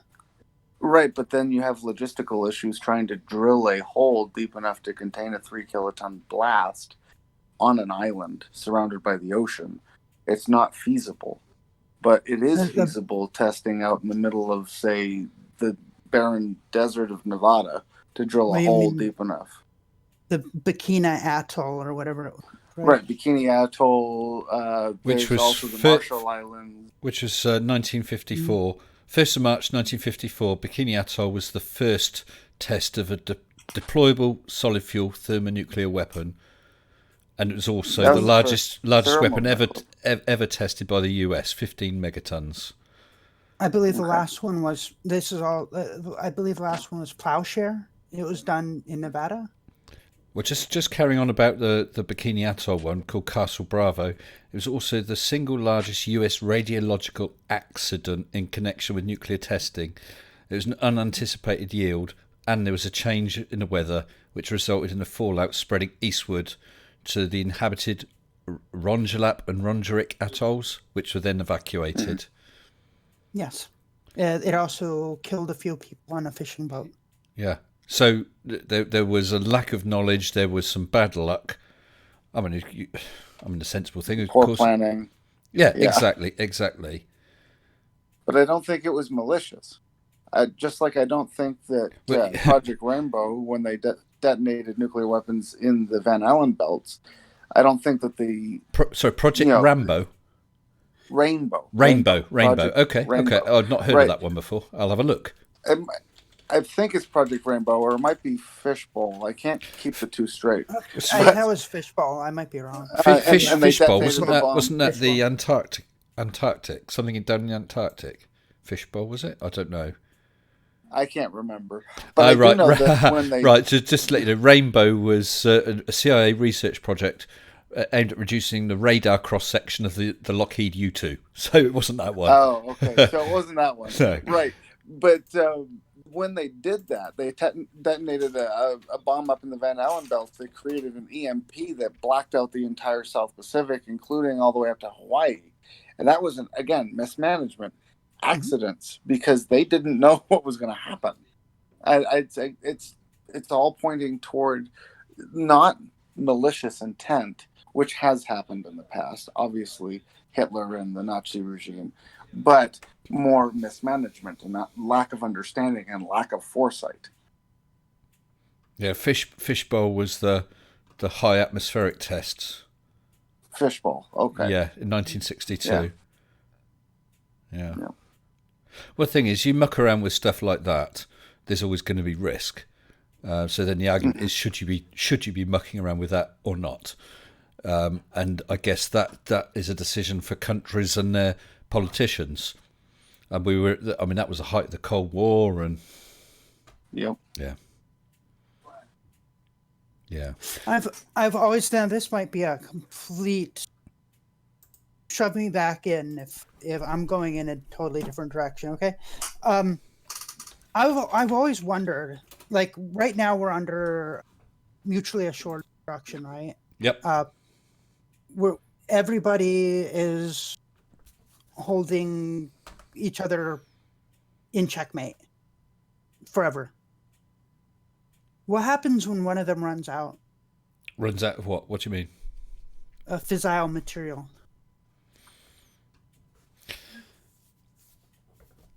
So, nuclear weapons don't necessarily have to be like nuclear explosive weapons to be mutually assured destructive weapons. You mean dirty bombs? Exactly. Nuclear waste can be used as a dirty bomb and achieve the same fear tactic that we use to balance the world's militaries right now. It's sad, but it's true. Well, actually, if you really, we're totally out of everything like that, the mutually assured destruction, all you have to have is a very, very, very nasty virus. Like smallpox or half a dozen other things we have on cold storage. So, I mean, that yes, it could be an effective weapon that's going to hurt you just as much, but as you were saying, Virtual, if you talk about mutually assured destruction, so nobody uses it. So that sort of illustrates it's really poor to use as an offensive weapon against anyone, because you're going to hurt yourself just as much. Yeah. Unless you had a vaccine and you spread something around the world and then dosed your own people with a vaccine to keep them safe. That's the only time where could be of use, but it would be rather unethical. And I Not only that, it would be really hard to get away with. it would, and I think your own people would say, okay, yeah, you've beaten the other guys, you clobbered the Russians, you clobbered the Chinese, but we're going to hang you now for crimes against humanity. I don't think your own population would put up with that. What right, was that? and what was also, that bomb? I'm sorry. What I was going to say is also, if you started dosing your population with a antibody or something for a biological weapon, the other countries are going to go, wait, hang on a second, what are you doing? Yeah. What was the bomb? What was the bomb in Strangelove? What was it? What do you mean? What was it? Hydrogen bomb. It was a hydrogen bomb. It was the. It was an early one, anyway, wasn't it? Yeah. Mein Führer, I can walk. Brilliant film. That's such a good movie. Yeah. Oh, and Slim Pickens riding off on a missile. Brilliant stuff. Yep. If anyone hasn't seen that, because it's quite an old film from I think it's the late 60s, Dr. Strangelove, or How I Learned to Stop Worrying and Love the Bomb. And about 7 characters in the film are played by Peter Sellers. It's a bit of a slow start, but I thought it was a brilliant film. I don't know how accurate all the stuff was on the B-52. Was it B-52 bombers? I think so, yeah. But yeah, all the stuff with what was it, the CRM 112 discriminator or whatever. And I don't know how much of that was just made up rubbish, but it's a brilliant Probably film. half of it. Gentlemen, you can't fight in here. This is the war room. See, we've all got something in common. All like a good film like that. Yeah, it's a good movie. It was We- indeed. we watched I that just in want to give a shout out. Flat Earth Aussie Jesus, I'm back. Hello, Ross. Long time no see. Yeah, sorry. Carry on, Hyper. No, we used to have it up in virtual movie. Sorry, used to have what? That movie, Doctor Strangelove. I see. Oh, I've just seen. Hyper and Baltazar actually. Have you ever met Flat Earth Aussie Jesus? Nope. I've only talked to him briefly in the chats when I happen to be able to catch the live streams of yours. He has some interesting ideas about the world. Well, perhaps you'd like to discuss them with him. He's in the waiting room, ready to chat. All right. Okay, let's bring him in. He's always I've always found Ross polite and decent to deal with. So, Ross, good evening to you, Ross. G'day. How are you doing, sir? I'm doing well. How are you? Not so bad. Not seen you around lately. I was a little worried, but I'm glad you're here. Oh, thanks, mate. Yeah, no, I've been pretty busy working most of the time, so our time zones don't exactly coincide. Like No, it's I 10 a.m. here now, and I believe it's about 11 p.m. for you. It is, although our clock's changed tonight. We're going to spring forward now. So UK people, don't forget, you're going to lose an hour's sleep tonight, I'm afraid. So, Ross, just before we get into anything else, how are things in your area with regard to the whole COVID thing? Are you in a lockdown or anything like that? We're in a bit of a sort of like lockdown. We can't cross to the Queensland border. If we do and come back, we've got a 14-day quarantine period. Okay. Stuff like that. But yeah, so it's a bit of overkill as far as I'm concerned, but it is what it is. Oh, overkill. Why is that? So personally, I think this is like the mildest flu that we've seen in years, and that it's just another cold or flu bug, and yet they're making it out to be like the biggest pandemic ever in the world. Well, for a start, you do know it's not flu. It's a corona. It's a different kettle of fish, a different disease, different virus. No, I didn't know that. Yep. It's a coronavirus, not an influenza. So it's something different. It's kind of like what the common cold normally is, but it's a lot worse than the common cold. And okay, well, from everything I've read is that all the people who are dying from it already had a pre-existing condition anyway. they have, or lots of them. Not all of them, because we've had one or two. No, only 99%. Yeah, so not all of them. Yeah, not all of them. But yeah, But anyway, I think we it's had just all in a teacup. we had five. I think I said, is it 560 deaths in the last 24 hours, Ross? Yeah. In the UK, 560, and I don't know the figures, but a lot of sorry, I'll retract that. A number of doctors and nurses, perfectly healthy, have died from this as well, fighting this. I didn't know that. Yeah. As a matter of fact, one of the doctors that first announced the virus died from it, and he was healthy as a horse. The guy in China, yes. Yeah. So Ross, just to introduce you, in here we've got Baltazar, and we have the other person just above you in the Discord is Hyper Virtualist on the live stream. Now Hyper Virtualist came in for this discussion as they believe that there may be a little more than meets the eye. Again, I'm not trying to put words into your mouth, Hyper. That it is a disease, but there may be something nefarious behind it. Yes. Just like the 5G network. 5G network?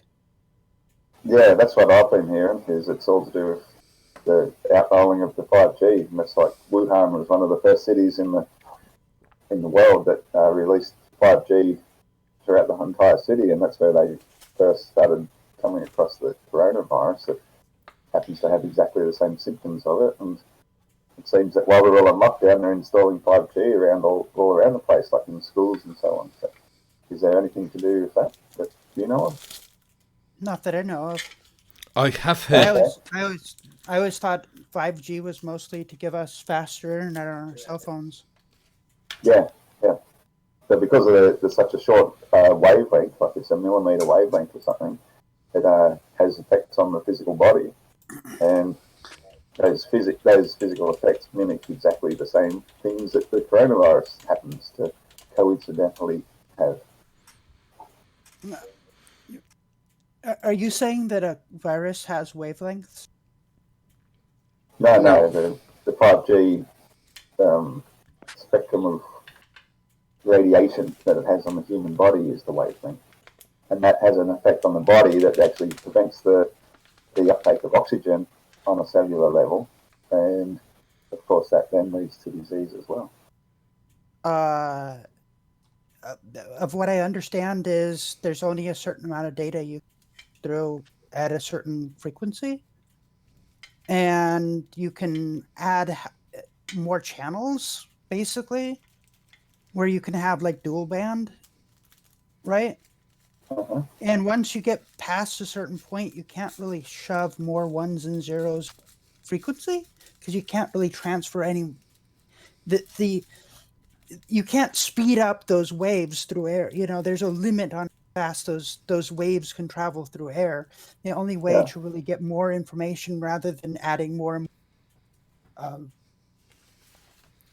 you basically have to shift what a frequency you're using, because the tighter that information is packed in there, the more information you can send. That's what I believe I understand. Well, I know that they're talking about on 5G being able to, for instance, download a movie in a couple of minutes, that sort of thing. Quite why we need to be able to do that while we're driving along or whatever, I have no idea. But Ross, I have heard all this conspiracy stuff about 5G, something about oxygen, about it affecting the bodies and so on.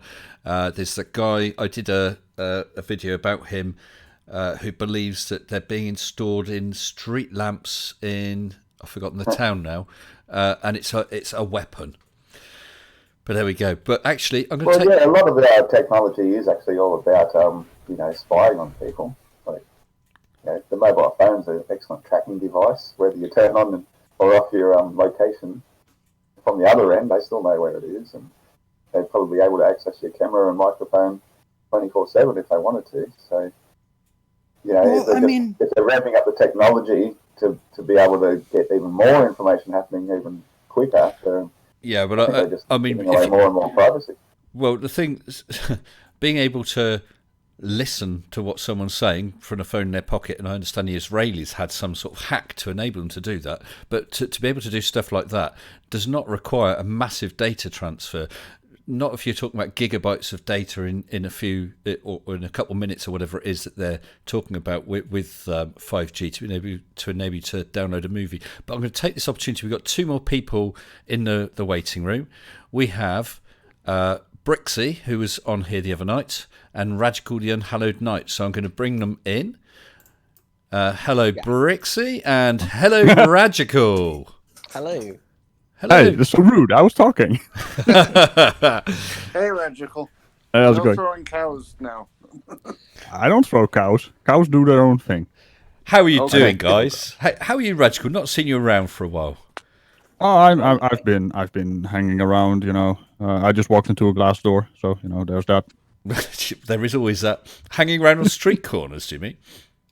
No, that's not allowed. We're not allowed outside. Well, technically, we are allowed outside with more than 3 people, or 3 people or less. Or less. I think Okay. I understand the logic there, because all the pubs are closed, so you can't walk into a bar.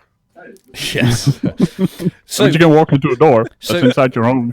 Radical, Brixie. We have Baltasar on here. We've got Flat Earth Aussie Jesus, Ross. And the other person on the list, just below you, Brixie, is hyper virtual. Sorry, go on, say it, please. Virtualist. Thank you. I don't know why that doesn't stick in my head, and seeing a different name throws me as well. What did you want to say? Yeah, Hyper virtual reality or something? What did Something you like say? that, yes.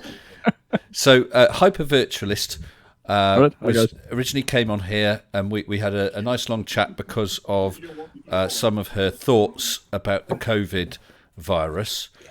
And then Baltasar came on after we finished our sort of more formal, I suppose, discussion, and then Ross as well. And we're chatting around whatever comes up, really. As you might have heard, we just sort of got onto 5G. I mean, I heard most of it. I went into the chat and didn't hear a little bit, but hopefully I can catch up. Yeah, well, we just went on to 5G with Ross discussing the thoughts that in Wuhan was one of the pilot cities for 5G, and lo and behold, this coronavirus. But Ross, you do know that coronavirus is something that other people get in other cities, which may have absolutely no 5G at all. Yeah, but it still seems to be spiking mostly in the places that roll out the 5G, which is yet another coincidence. So if you're looking for patterns, as people like myself do, it seems to be very, very coincidental that wherever the 5G is being rolled out, so too is the coronavirus. You don't think it's just high population areas? It could be, absolutely, but at the same time, there's a lot of evidence coming out to even suggest that there's no such thing as a virus.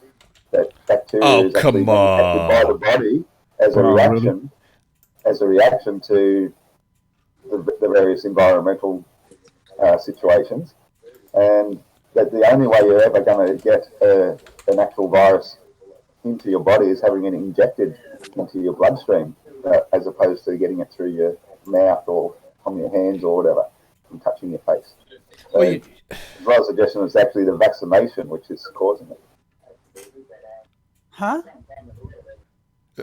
Having it injected into you is the cause.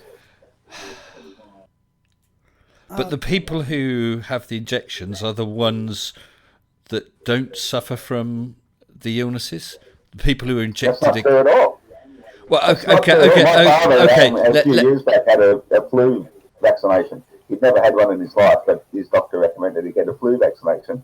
And he said he's never been so sick in his life as what happened a few weeks afterwards. Well, I was going to correct myself in that some people will have side effects, and it depends. I know there's different there's different types of vaccines, and I don't know all the differences. But there's attenuated virus. I think one's where it's a disabled virus, and one's dead virus. I don't know all the details about the safest vaccination you can take is 0. So. Until you get the disease. But you're saying, so are you saying then, Well, if you don't have the that's how you'll get actual immunity to it. Sorry, say again. If you actually get the disease, that's the only way you'll ever get immunity to it. You're not going to get it through a vaccine. vaccine is how it gets spread. Like you might not personally get sick, but that's how you're going to spread it to other people. That would mean then, if you didn't vaccinate people, the disease doesn't spread. Is that what you're saying? It can depend. Certain diseases will spread still, but that's how you'll get immunity to it, by getting it and getting over it.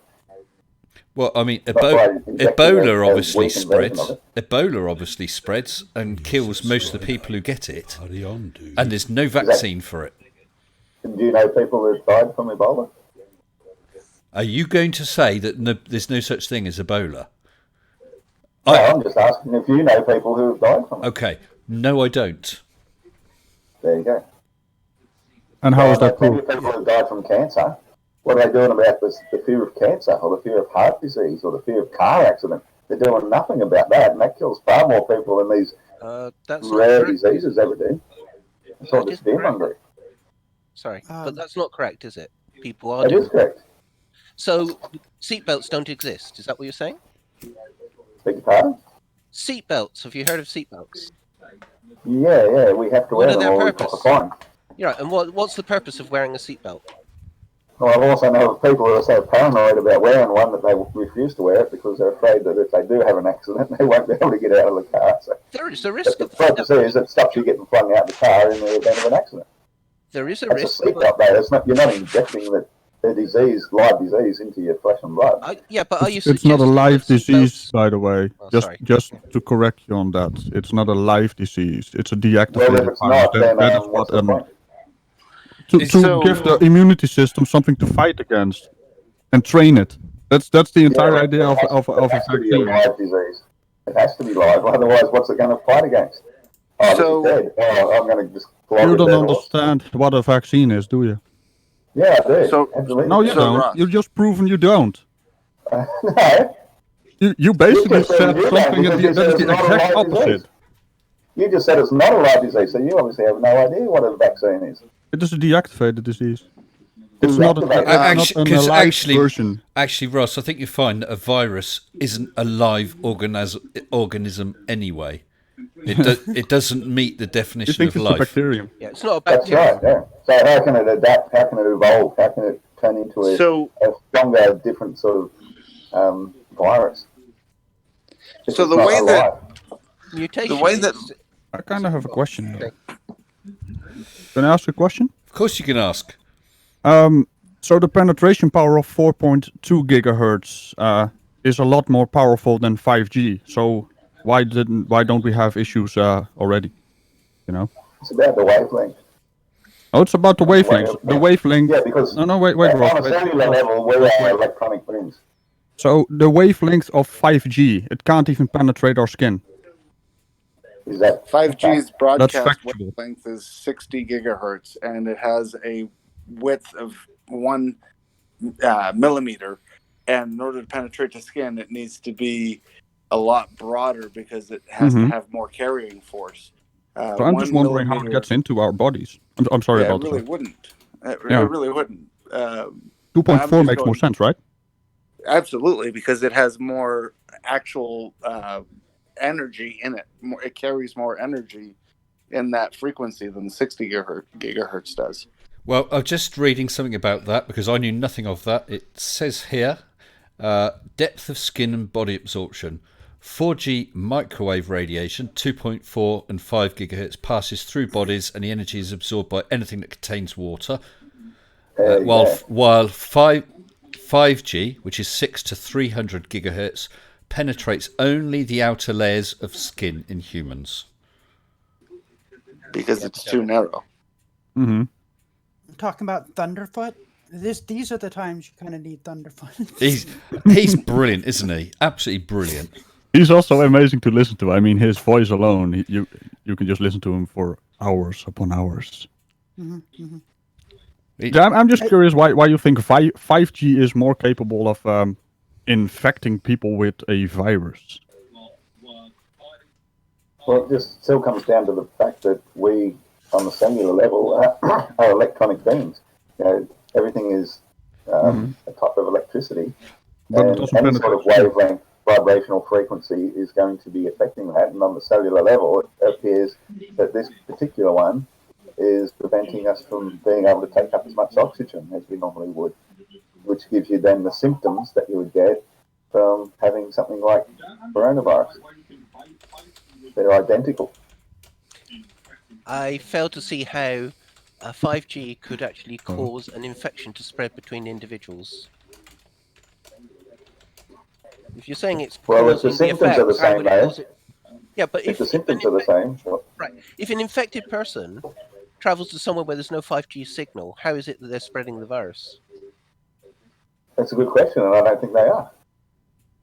I just But- think it's all a bunch of paranoia and ridiculousness. That's, Well, how that's does all living in fear, and the more you're in fear, the more susceptible you are to disease in the first place. Ross, how can we run a test on someone with a mouth swab or a throat swab or a nose swab or whatever sort of swab they're doing, and 24 or 48 hours later or whatever are able to show if they have got the coronavirus? No, If it's I'd just like to down, know. if it's just down to Fear. 5G and fear or whatever, yeah. Yeah, it's a great question, which I'd like to know. I don't think that they can. As far as I'm concerned, there is no actual test. It's all just a bunch of nonsense. All they're basically doing is saying, if this person exhibits symptoms that match what our expectations, then we'll just say, yes, they've got coronavirus. But yeah, that's what they do every year with the flu, too. There's no actual test for it. They just say, oh, well, you're matching the symptoms, therefore we'll diagnose you because we're qualified. We have the papers that say we can determine what you've got. And whether they're right or wrong, that's what you've got. Wouldn't you think, though, that if what you were saying was correct, there would be a very, very clear and obvious correlation between the location where people are getting the virus and the transmitters of 5G? Wouldn't that be pretty obvious? Yeah, it is, yeah. But there is no sign of that, is there? Yes, there is, yeah. Based on what? Based on the data that's available. All right. Where's the data? Okay, well, I published one on Facebook just the other day. I'll see if I can find it and post it into the Discord. Facebook. The age-old scientific journal Facebook. That's a place where we share information, mate. So, yeah. You know, like if There you is- see a there is map something- that shows where the 5G rollout is, and you show a map that shows where the coronavirus is breaking out, and they both happen to coincide with one another, then it doesn't take a genius to put two and two together to say there seems to be a correlation between the two. Now, fair enough, as Mr. Sensible said, it might be just because that's where the higher populations are, but it's still something. Yeah, but Right, but correlation correlation does not equal causation. I mean, if I go against a silvered mirror and I see my own reflection, does that mean there's someone on the other side of the mirror? Yes. Okay. Maybe That is the natural theoretical. assumption everyone takes up as a child until they learn otherwise. Brixie, natural assumptions are never let me correct. ask you a question there. Can you prove there's no person there? Maybe they are looking at you and like, hey, there's someone on the other side, and we are the one that's looking back. There are You always don't know. alternate interpretations, but I'm just saying that correlation does not necessarily mean that this is No, causal. no. It's I've never thought about this before, but I never got into an accident before I started using a seatbelt. But you do realise that, people wearing seatbelts, countries where seatbelts are worn, the car accidents are far less severe than countries where the seatbelts are not worn. And actually, I have always worn a seatbelt and I have never had an accident. So does that mean that if you wear a seatbelt, you will never have an accident? I don't think it does. Possibly if you wear a seatbelt your whole life. But what do we do for the unlucky fools that, will have only been able to wear a seatbelt half their lives? Well, if they haven't had an accident up till now, they've got away with it. I'll tell you what. One thing that happened to me years back. This is true story. It was in Wales. It was late at night. I was giving someone a lift back somewhere. We just came onto this stretch of dual carriageway, and there was a van on its side. It had driven up an embankment and then rolled down. The driver was out through the windscreen and in the road. He was alive. He was very, very lucky. He was drunk. and obviously had no seatbelt on. He went right through that windscreen. I don't know how he survived. Now, if he had a seatbelt on, he would still be in that safe cage of the vehicle. Of the burning pot, definitely. It wasn't burning, but actually, Ross. No, but in some cases it is. And, of course. That's true. But how many car accidents have you seen where the cars have burst into flames? Of course, it happens sometimes, but not that many. And you can get I forgot. You can get a safety hammer. He was in the fire department, and he said, they had to watch a woman burn to death. Yeah, and I'm sure it was absolutely terrible. I don't doubt She was that. trapped in a car, and they couldn't put it out. Yeah, I do not doubt that has happened. And she was there screaming at them, "Let me out! Let me out!" And then they just stood back and watched, did nothing. So, well, I do not doubt that something like that has happened. All sorts of horrible accidents occur. So all you can do is statistics. What's the safest thing? In the event of an accident, which is the most likely? Are you going to get flung out or flung into the steering wheel? Or is the vehicle likely to burst into flames? The burst into flames could happen, but if you want to play the odds, your best odds is to wear a seatbelt. Simple as. Okay, well, that's fine, but that's still not the same as injecting a live virus into your body, is it? It's two different kettles of fish there. Well, as I think, in a car, and what's the safe method of physically preventing accident, or taking the risk and putting a live virus into your body and hoping that your body's going to cope with it, and you're not going to spread it to other people, and that somehow it's going to prevent you from getting that disease. So there's two kinds of viruses, two kinds of vaccines, rather. You have the ones that use a live virus that is similar to, but not exactly the same as the virus that you're trying to prevent. Is that an attenuated vaccine? I believe so, yes. Okay. And then you have the type that uses a dead version of the virus, which is the actual virus that you're trying to prevent people from getting. And the reason that the dead ones work is because it has nothing to do with whether or not the virus is alive or dead. It has to do with the shape of the virus. You're absolutely contradicting what Mr. Sensible just said, and said the viruses aren't actually a living organism. So we'll use more accurate terminology. It doesn't matter if the virus is active or inactive. Okay, it matters what shape the virus is, because our cells have little receptors on them, and the viruses have a particular protrusion that fits into those receptors, and that's what allows them to infect the cells. Yeah. If that protrusion is the same shape on, say, cowpox versus smallpox, then you can use cowpox to prevent smallpox, because our immune system will see that shape and go, I know what that is, and I know how to break it. Yeah, it's training of the immune system to identify a foreign body, and if there's a foreign body with a close enough resemblance, the immune system will consider that a threat and attack. That's the principle. Right. Yeah, wishful thinking, in other words, and a bit of woo, Well, that all works. Well, that wishful thinking has eradicated smallpox in the wild. Mm-hmm. And if vaccinations actually work, then why hasn't it actually defeated all these other diseases that they vaccinate against? Because we don't know. Like I got vaccinated for measles, mumps, and rubella as a child, and I got measles, mumps, and smallpox. So yeah, but they are moving targets. There are strains. There are new strains. It's a moving target. And I mean, things like measles, mumps, for instance, used to be quite common. Now it's extremely rare. Although, since the anti-vax movement has increased, there's a group of youngsters now at college and university who are suddenly suffering from mumps. Has this guy ever? Have you ever met somebody that had suffered with like polio or something? They just change the name, don't they? They call it what is it now? The multiple sclerosis, or no, that's something different. Changing the name all the time. You're not about to say that nobody's caught mumps before, because as a child it made me deaf in my left ear. No, I knew an old guy that had polio when he was young. Literally walked around in braces on his legs, and we don't have to suffer with that today, right? No, they changed the name of it. As I said, they call it something different.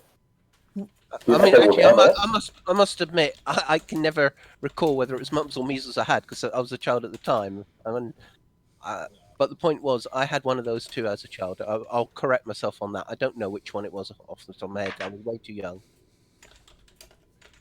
Yeah, well, I've had all those things that I was vaccinated against, and I've never vaccinated my children, and they've grown up now to be fine and healthy. They went through a stage where they got measles, but at the same time, all we did was had to keep them home from school for a couple of weeks because they had a rash on them. That was the worst symptoms they got. But the people who were vaccinated against it get the measles end up having the worst possible case. Some cases they even get that, that brain swelling, which can kill them. Ross, partly a number of people can get away with not being vaccinated. Some people can't be vaccinated for medical reasons. They're relying on the herd immunity, i.e. there's not enough people around who can catch it, so it can't spread, so they don't catch it. And I'm glad if I'm glad if your kids didn't catch it, but if they come into contact with one of those diseases, they could catch it, and they could suffer greatly. They did. They got it, and that's how they got immunity to it. By going through the natural cause and effect of how immunity works. Not everyone who by artificially injecting it into a body. Where that's the last place a body actually gets a virus is having it injected into their bloodstream. You get it through your sinuses, through your bronchial tract, and that's where your immune response begins. If you don't get it that way, you're never going to get true immunity. I think you're missing a point here, though. I mean, the objective is not to infect someone, but for them to have an immune system kick off a defensive reaction. It's a different target. So if you're injected, it's probably for a reason. But it doesn't work. That's the point. I still got those diseases. But I wasn't vaccinated as a child. Why did I still get them? It obviously doesn't work. That's how it's bloody spread. In fact, if you really look into the statistics, they're hard to find these days because of the way everything's been censored. But back in like the 40s and 50s, nearly all these diseases had been eliminated from society simply because we had access to clean water, we had electricity, so we had refrigeration, and we had decent transport. So you're getting a good quality of food all year round, as opposed to previous times before we had all these things. But mainly it was potable water and sewage where most of these diseases were spread. And these diseases had practically disappeared. And the pharmaceutical societies, whatever, big pharma, they were starting to lose so much of their income that they decided to start introducing vaccines for the greater good. And that's when all these diseases started spiking again. Back when they were practically eliminated, thanks to good hygiene and nutrition. So to say that vaccines are actually a good thing, it's the exact opposite. They've been a massive money-making scam for the pharmaceutical industry, and they only make a profit because they have customers. If everybody's healthy, they stand to lose so much. They want to treat people, not to heal people. Guys, I'm just going to ask you to pause just for a minute. There's two things. One, I've had a super chat from Mr. Andy Woods, who chatted £2 saying, been busy working. Flat Earth Challenge results? Well, Andy, I would suggest you watch the video, but I'm happy to give a quick recap. I had no entries from Globe Earthers. I had no entries at all from other Flat Earthers. And Mitch from Australia just entered by submitting his original comment video that he made after the Fight the Flat Earth debate. I told him several times it wasn't a proper entry, but he kept resubmitting that. And I've just had Discord contact from Mitch following the video tonight saying that I'm lying and that he had made that submission. Well, I explained that in the video. But he also said, now this is interesting, that Anthony Riley made a submission. Well, I never saw it. So I've just dropped a message to Mitch saying, tell Anthony, and Anthony, if you're watching, or if anyone gets in contact with Anthony, resend that submission to me. Perhaps contact me via Discord. I will take that submission as though you entered it in time, because I'd like to see it, Anthony. I really would. So there is no deception there. I'm not trying to hide anything. If you did submit something, I just didn't see it, okay? Okay, carry on, guys. One question about that, right? Have you I ever was heard looking for of that picture of the map I was looking for. I can't find it. have you ever heard of a company called Orbital Sciences, Mr. Sensible? Not that. No, I haven't. Anybody? No. Okay, so they're a company that puts satellites up into space. There's one there. I believe their office is right outside of Washington D.C. Right? I've actually been in their offices before, and I've been in their clean room. And I've actually seen their satellites before. Right? Do you know what those people think they do with those satellites? Do they just make them and throw them in a dump or something, or? I think they attach them to a helium balloon, don't they? It's about the only way they could possibly work if they're shooting through space at 66,600 miles per hour. How the hell would a satellite keep up in free formation? I believe the largest one they make is about the size of a school bus. Right, yeah, Sorry. This is actually quite topical. Sorry, Ross. Are you saying? I can't recall your views. Are you saying that satellites in orbit are not a real thing? Absolutely, yeah. There's nothing in orbit because the Earth is stationary. Well, then, Things are Ross, just floating up there, geostationary because they're attached to a Ross. helium balloon or blimp. Or Okay. I'm not going to get into this with you right now, but I have a video out on Tuesday that will be very much of interest to you. I've done an experiment with the International Space Station. That's I wasn't going to say anything, but it's so topical with what you said. So everyone, please look out for that. It'll be Tuesday evening, 2100 British summertime, which I guess is 2200 UTC. I can't work it out. So yeah, they very much are real. You Ross. actually believe the fake station actually exists, do you? You should ask Jeronism. He took he took film of it. I've discussed it with Jeronism. And I did a breakdown. Jeronism had caught a lunar transit before, and then he caught a solar transit. He is there with, I think it was his P900 with a good solar filter, and he actually filmed it passing across, and then he admitted that they had predicted to within a second when it would transit the sun. He had photographed it himself using equipment that he trusted, so the image was not faked. You're personally aware of the speed that they attribute the ISS is going? Well, as of last night, it was travelling at 17,150 miles per... I beg your pardon, 17,151 miles per hour. And I saw it last night. And you know that how fast the speeding bullet travels? It's about 1,700 miles per hour. Right, So you're talking about right. going 10 times faster than a speeding bullet. 10 times faster than a speeding bullet, and you can get a clear picture of it, just with a normal camera. Yeah, but... Of course, why not? Yeah. Okay, how about this then, You Ross? ever heard of shutter speed? And Ross... Do you know how That's a cameras really slow work? speed, yeah. Do Yeah, of you? course. Well, probably not, because if you state something like that, it's fairly obvious you don't know how a bloody camera works. But I know how a bloody camera Ross, works, mate. Ross, Well, apparently not, mate. Ross, if you're driving along in your car, or you're being driven along in your car at 50 miles an hour, okay, you're driving along at 50 miles an hour, and you take a picture of something right next to the car on the ground that you're literally just driving past, the chances are that's going to be rather blurry. Now, driving along in that same car. Hold on. Ross, at least let me give you my argument. So you're driving along at 50. You take a photo of something that's right next to the car. You're passing within a couple of feet of it. It's going to be blurry. Now, you take another picture, still driving along at 50, of a mountain that's 40, 50 miles away. You're going at the same speed, but that picture of that mountain will be easy to get in focus and sharp and not blurry. It's just the same in reverse. That is travelling at that speed, but it's 260 miles away. So for me to cross from one horizon to another took about 6 minutes. That was not hard speed to track by hand.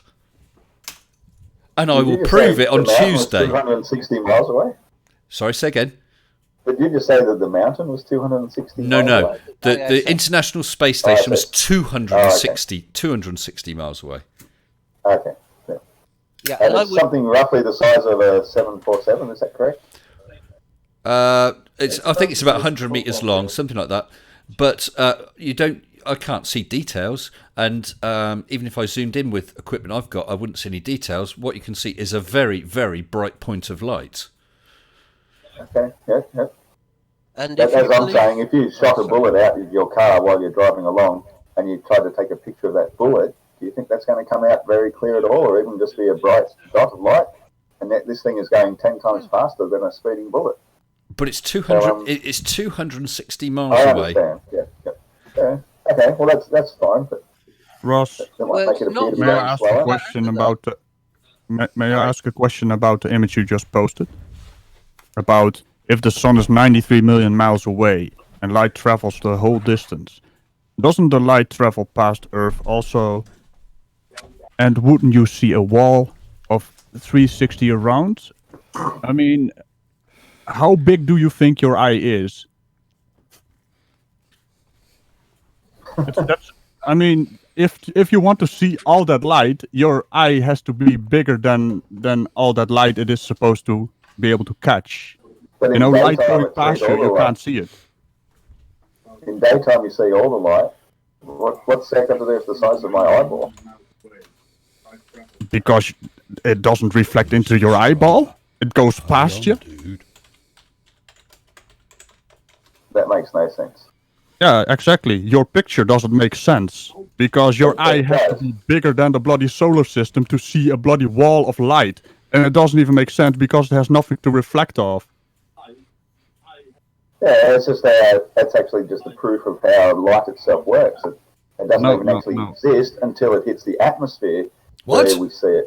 It doesn't exist. Light itself does not Light? exist until it hits the atmosphere and the gases start to illuminate as a result of the electrostimulation. Oh, wait, yeah, you are one of those guys who thinks light can't travel through a vacuum. Yeah, okay, good job there, Light doesn't Ross. travel. It exists instantaneously where No, it exists. doesn't. In which case, It Ross, takes about 9 minutes for the light to get here. Ross, if you had a vacuum chamber in front of you with a window, how would you see anything inside of it? As soon as you pumped it to a vacuum, you wouldn't see the other side of the chamber or anything that's in it.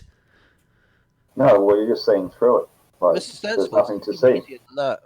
A light bulb is a You're seeing the vacuum. light on the Yes. outside of it. You're seeing the light right through it. Good point, Brixie. An ordinary incandescent light bulb has a vacuum in it, Ross. So how can we see Does it that? really, or is it filled with a particular kind of gas? Argon, very small to try and. But the main point is that it is heavily. It's not a vacuum. It's It not is a not vacuum. your It's vacuum. filled with a particular type of gas that illuminates. That's what creates the light. Same as daylight is caused by those gases illuminating. Are you claiming that light bulbs are not evacuated? I'm telling you, they're full of a certain type of gas. Either neon or argon or... Have you ever whatever seen a you- light bulb pop? Yeah. And you know that it implodes, right? I wouldn't say that necessarily. It's usually the little filament that burns out. The point is, they take air out of the bulb. It would not be possible to take all of the air. That's true. A small amount of inert gas is inserted into the bulb. But the principle is that a light bulb, the tungsten, would burn out if it wasn't evacuated inside. Yeah, that's true. But it still has to have that certain element of gas in it. Like space, you mean? Because that's also got gas in it, but it's just very, very, very thin. Nixie tubes. No. Nixie Once it reaches tubes. a certain level of our atmosphere, that's where these gases exist. Are you saying and that that's where there's we a have daylight threshold then? existing. Are you saying that's a threshold then between Yeah, what absolutely. light can pass? I Well, don't agree with you, but at least I Ask what the scientific consensus is as to what the sun actually is How's it going, composed guys? of, and I'll tell you that it's mostly helium and hydrogen. And that's exactly the gases that we have at the upper part of our atmosphere, where the bloody, what's the word for it? The apparition of the sun exists. It's only an apparition. The actual sun could be multiple times higher and further away than that, but the apparition will still always exist in the hydrogen-helium layer where we Ross, see it. Ross, have you ever heard Yes. of a Nixie tube? Those are awesome. I haven't, no. Do you remember those clocks that look like little neon numbers in individual tubes that glow? No, I can't say I do. You No. can't. Okay. I couldn't remember the name of them, but They're very cyberpunk. Nixie. Yeah, they're brilliant, aren't they? Let me see. Ross, do you have? Can you see the stream? Sorry, Stephen, you cut out there. No, I said, can you see the live stream? Yeah, I can. You can. That. Okay. Actually, here you go. I'm just transitioning it now. It'll take a while to get up there. But those are Nixie tubes. Hopefully it'll come through soon. Hang on, I'll have to refresh it there. It'll take about 15 seconds. Those are Nixie tubes. They are in a vacuum. You can see. Sorry, it's some random video I've got showing them. There we go. It's a Nixie clock. So those are vacuums in each of those glass. Okay, I see that now. Yeah, you must have seen those sort of things before. But those are operating in a vacuum. You can see them. The light from the whatever that filament thing is. I don't know why it is. Your microphone seems to be cutting me out a lot. I know. It's my mic, but it only happens on live streams. I don't know what to do about it. But there we go. Those operate through a vacuum. And they're valves. Is it a vacuum though? Sorry? Or has it got something to do with that? No, it is a vacuum. Vacuum tubes, Nixie tubes. Okay. The old computers used to use things like that too. Yeah, and valve amps as well, because some of those glow, don't they? I'm not 100% sure about valve amps. But Ross, if light can't travel through a vacuum, then that means no one has ever been able to see inside a vacuum chamber, and yet some vacuum chambers not only have windows, but they can be, sort of translucent. I've seen. I'm not saying that you can't have light inside a vacuum. I'm just saying it doesn't travel. What do you mean? I'm just saying that light exists instantaneously. I mean, it can't escape the whether bulb. it be a vacuum or not. You mean light from a light bulb never escapes the bulb? That's a different form of light because that's like artificially created light. So it's created from a heat source. That's a different form of light? Excuse me? Yeah. Okay. Okay, Ross. Wow. Ross. That's just ridiculous. Daylight, which permeates an entire room, whether or not the sun's shining directly into Ross, the window or not. Ross, take that light bulb, unplug it from the ceiling, go outside and hold it up in front of the sun. The sun's light will travel through that vacuum that's in that bulb. In that recording you showed, it was actually showing all the way through that. Yes. You would never be able to see anything on the other side or in a vacuum, if what you're saying is true. But that's got nothing to do with the whole relationship with how light exists in the first place, though, does it? Yes, it does. He's just shown you a recording of light, natural light, passing through a vacuum. Yeah, but does that light exist if you can't see it? That was natural light. Does the tree make sound if there's no one around when it falls? Exactly. It's a relationship that between doesn't the make any viewer, sense, mate. the source, and the medium Ross, in between. If you you take away basically one of just say those things things, light doesn't exist. Ross, you basically just say things because you think it's true. You don't prove stuff, you just say things. Because that's all you did because for now. I'm of the highest order of philosopher that understands the nature of reality. Out of here. That's nonsense. And if you don't understand the nature of reality, then you're not even going to understand the nature of light. If you understand the nature of light... Philosophy now has something to do with the existence of light? Is that what you're saying? Absolutely. Yeah. It's the same as you said about the tree falling in the forest. Doesn't make a sound if no one's there to hear it. When you're ready, I do have a big question to do with the ISS, but you can carry on with what you're talking because it is going back a little bit. A question about the ISS? Yeah. Yeah, well, I think, to be honest, I'd rather talk about that. Go on. No, that's all right. I won't redirect then. Carry on. No, I say I would rather talk about the ISS. Yeah, well, I have a major question. I mean, I put one question to the guy that you were talking about earlier. I have troubles with names, but the point is he didn't answer it, so I might be interested to see if Ross can answer it, or the other one that came with it. The point is the ISS is a very fragile thing, and whilst we will state a specific speed and altitude, flat earthers might give a different one. They may even claim it's a balloon. But I've never seen a supersonic balloon before, and how can a supersonic balloon with fragile things sticking out of it not burn up in the air if it's at low altitude? What altitude do you think the ISS is? What do you think it?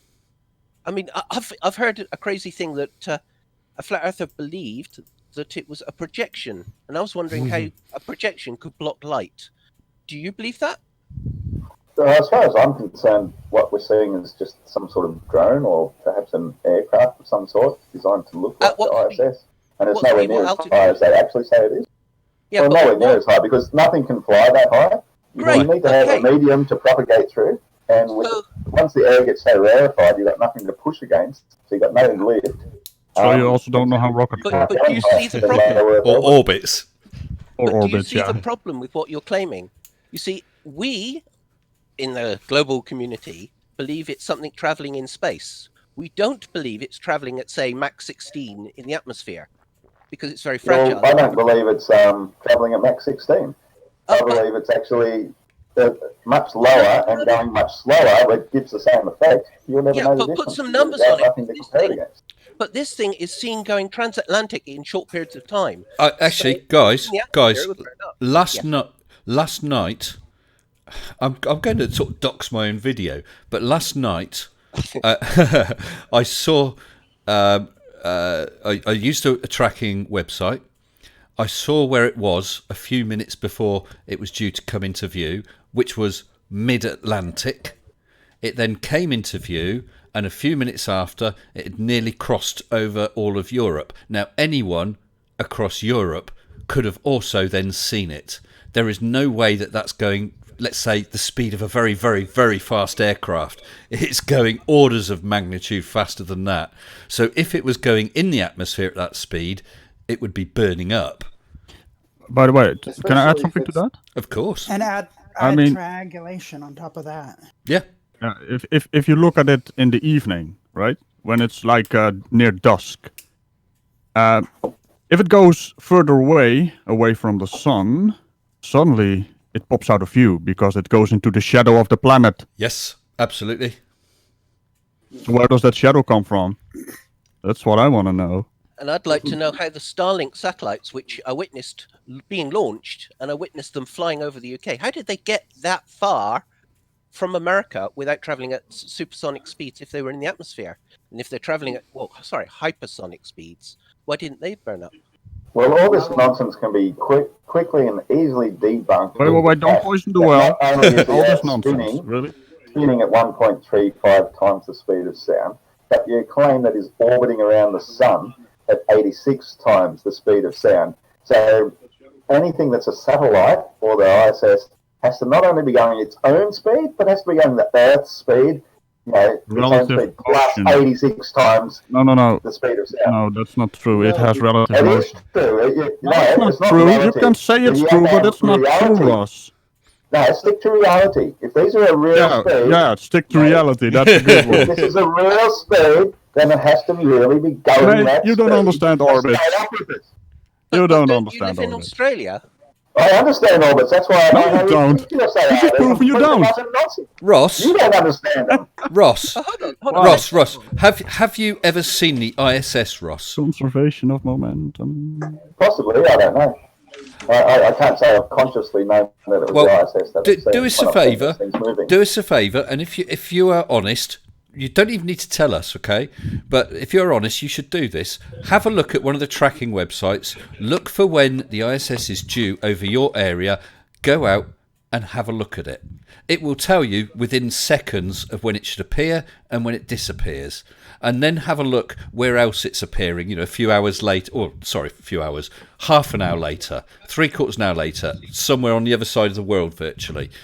And to think that that person could look at that very same web page and know that it will be appearing for them within a few seconds and disappearing for them within a few seconds. Sorry?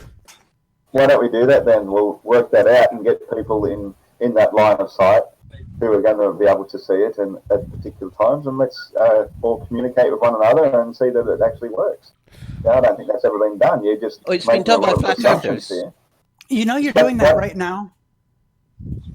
But can you tell me then how this is going to work if the planet itself is moving 86 times the You're speed doing of it sound right now. in an almost Observation of linear momentum. fashion through Hold on. space? Sir, you have a GPS you have GPS in your phone, right? Yeah, Okay. Do you know how that works? yeah, because it's interconnected to all the towers that are fixed on the ground. No. I don't know quite how the So- Ground bunkers work that positioning way. system. No. Each Ground- of those satellites in space is putting out Global. a specific time, and your phone knows exactly where each of those satellites is, can listen to that Oh, what a time, load and of figure out how long it took for that signal to get from that satellite to your phone and triangulate your position. The only way What a that load of can work, rubbish. if you don't believe it, you can listen to one of those satellites and see what kind of information it's passing through. So how Now, come then when can I I- go out to the can I just- mountains, Wait. when I'm closer to the satellites, they don't work? Can I just say something? I mean, your hand waving, I find it really dishonest. To be quite What? honest, it is really dishonest. All you just do is basically say, I beg your load of pardon, no, I rubbish. just said, if I go up into the mountains, how come when I'm closer to the satellites, they work less effectively? How big do you Closer. think? Away from the tower. Closer? What do you mean? You're a few thousand feet up compared to a Yeah. satellite at. Well, I don't know what distance a GPS They seem to satellite. only aim at cities where there's the most towers, but they leave the mountains all alone. So it's another scale issue. You don't understand how big this planet actually is because a mountain is Oh, come on. tiny. You're full of yourself, mate. Okay. I know exactly how big this planet Earth is. Okay, It's Ross. not- it is. Ross. Okay, Ross. tell me. Can I challenge him on that? Well, Ross, your mountain. How high is it? How It's high is it? irrelevant. No. I'm You kind said of you'll be curious how nearer. high Ross Okay, is let's right say it's now. a pretty high mountain. Let's say, 20,000 feet. So a very tall mountain. Okay. Why not? 20 Why not make it Everest? That's 29,001 foot. Okay. Be lucky to be 1,000. How tall is that in kilometres? How tall?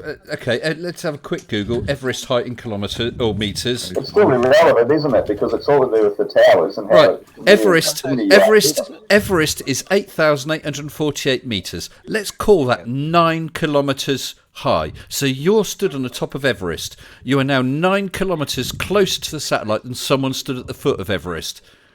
So you could knock 9 kilometers off of an average GPS satellite height of 20,200 kilometers. You're now Oh, man, it's almost as if you can touch it. 20,100 and 99 kilometers. You think that's going to make a difference? Yeah, oh yeah, I'm not denying you're closer. It should make a difference. It'll make like maybe a tiny percentage fraction of a second difference, but it's still going to be more effective than being at the bottom of the mountain, isn't it? Why? Because you're closer by that tiny fraction. So what difference is that going to make? The fact you're Well, closer. it shouldn't make it less effective, you know. It should be the opposite. It should make it more effective. But Technically, if there are when we go up to the mountains only 1,000 feet high, we get zero coverage as opposed to what we get when we're somewhere near civilization where there's the towers nearby. Zero coverage meaning the GPS, or zero coverage meaning the telephone towers, which Both, actually. I've lost GPS in certain areas as well. You do realise that ships have GPS. They're in the middle of the bloody Yeah, Pacific or absolutely. whatever. They seem to be able to find their way Well, round. they're actually not. They pretty much follow coastline. Most of these So, things. Like, wait. you're speaking to somebody whose father-in-law was a merchant Ross, sea captain. Ross. and he told me There seems to be a that's how they misunderstanding here. navigate. Ross, there seems to be a misunderstanding here. You think that your phone is connected to a satellite? No, I don't. I know it's not. No, what do you think it's Towers. connected to then? Towers. And what are the towers connected to communicate with each other? Other towers. No, that's not how it works, mate. There's way too much distance between it. No, that's exactly how. That's not how... Wow, you just say things, don't you? It's really amazing to see, actually. I Well, what are you have doing? one. Saying stuff.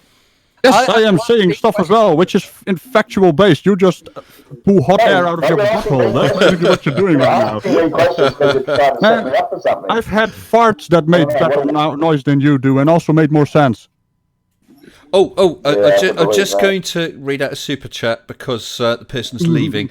Poison Toad super chatted $5, $5 saying, "I have to go. I nominate giraffe Gouda as today's cheese because it only exists in my imagination. Bye all."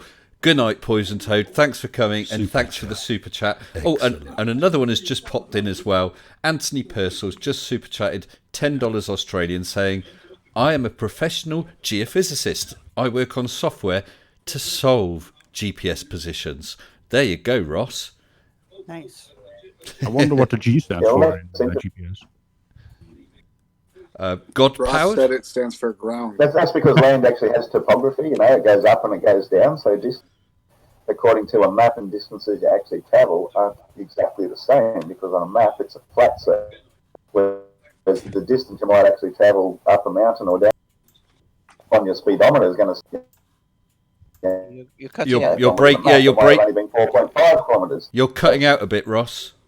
I think you need to go to the top of a mountain or something. Get that bit closer. Yeah, I think so. Yeah, well, you're not allowed on the big mountain in Australia anymore, right? It's not allowed anymore. That amazing mountain, big rock. I mean, in the desert. Uluru, Yeah. At that one. Which I didn't realise Yeah, until that was recently. all- You shouldn't really call Ayers Rock because that's not the proper name for it, is it? You cut out there. I said which I didn't realise It's Uluru. until. Oh right, sorry. I'll just see. I didn't realise until recently that you shouldn't really call it Ayers Rock. Oh, guess to everyone in the chat, I was discussing earlier on about my Flat Earth challenge. Someone's just dropped me a link to a video by Sleeping Warrior. I don't know why I wasn't given it at all. I haven't looked at this video yet. I will. I will. Sleeping Warrior, if you're listening, I will hold. Well, it is. What's the time? It is. It's 6 minutes to 12. So it's 6 minutes within deadline anyway. I will accept your entry to the £100 challenge, the £100 Flat Earther challenge. I'll have a look at that probably tomorrow and issue a response. Please tell me you're gonna deduct at least 1 point for late submission. No, he's in time. He's in time. Oh, he's in time. Okay, Yeah, never mind. it's 6 minutes within time. Apparently, Mitchell from Australia was whinging that I had lied in my video that no one had submitted because Sleeping Warrior had. I actually said there's still 3 more hours, but there we go. But that is in time anyway, so there's no issues at all, Anthony Riley. I will have a look at that video and I will reply. Cool. Oh, Ross just jumped out, by the way. Oh, I see. Oh, well. He's in the arena now. Okay. I just wanted to ask him one question because, Insider has a really good one.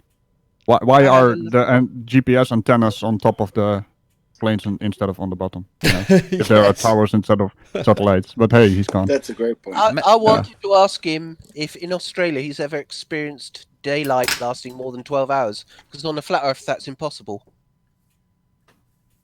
Well, the other thing I want to ask is how come, if he is trying to dispute the fact that he's on a globe Earth, how come he can't see the ice wall from his house? It should be pretty close. Well, the point is the southern continent on a flat Earth map is always 3 times the surface area of the north. So even in the summer in the southern hemisphere on a flat Earth, it would be colder than the summer in the south would be colder than the winter in the north. I don't think that conforms with reality. Nope. Then they got a problem, and actually you Just can one? see it on their own maps. Well, yeah, but this is a pretty bad one because if you even look on their maps, the average day length applies as well. So you wouldn't have days longer than 8 hours of daylight. Big problem. In fact, it'd be less than 8. Oh, the position of the sun is the biggest Well, yeah, I problem mean, if as you've well. got 3 times the surface area, your average temperature has to be colder because the amount of heat thrown in the southern hemisphere will be spread about the available land. If you've got 3 times that area, that means the temperature delivered per square mile will only be a third that of the northern hemisphere on a flat Earth. So, hence, the winters in the north would be warmer than the summers in the south, if you're talking hemispheres. big problem. And because he's from Australia with all these contradictions, I was hoping he might have had an explanation for that, and for the fact that if they wanted to try and play with the numbers, they'd have to make Australia even more squashed than it is on their map as it stands. And since he lived there, I would have thought he'd have a pretty good idea how distorted it was to begin with. If they had to shorten the height even further to try and make the surface areas match, then it would end up looking like some sort of string bean rather than a normal shape that we're aware of. That would be a problem. Has he never taken a road trip? Does he not know that Sydney is a lot closer to some of the other places right around it, for example, than it is on a flat Earth map? It's kind of crazy. Well, the further south you go, the worse the flat Earth argument gets. And as he lives in the southern hemisphere, I'm surprised. I'm surprised there aren't flat earthers out there claiming he doesn't exist. You know what the problem is with the flat Earth map?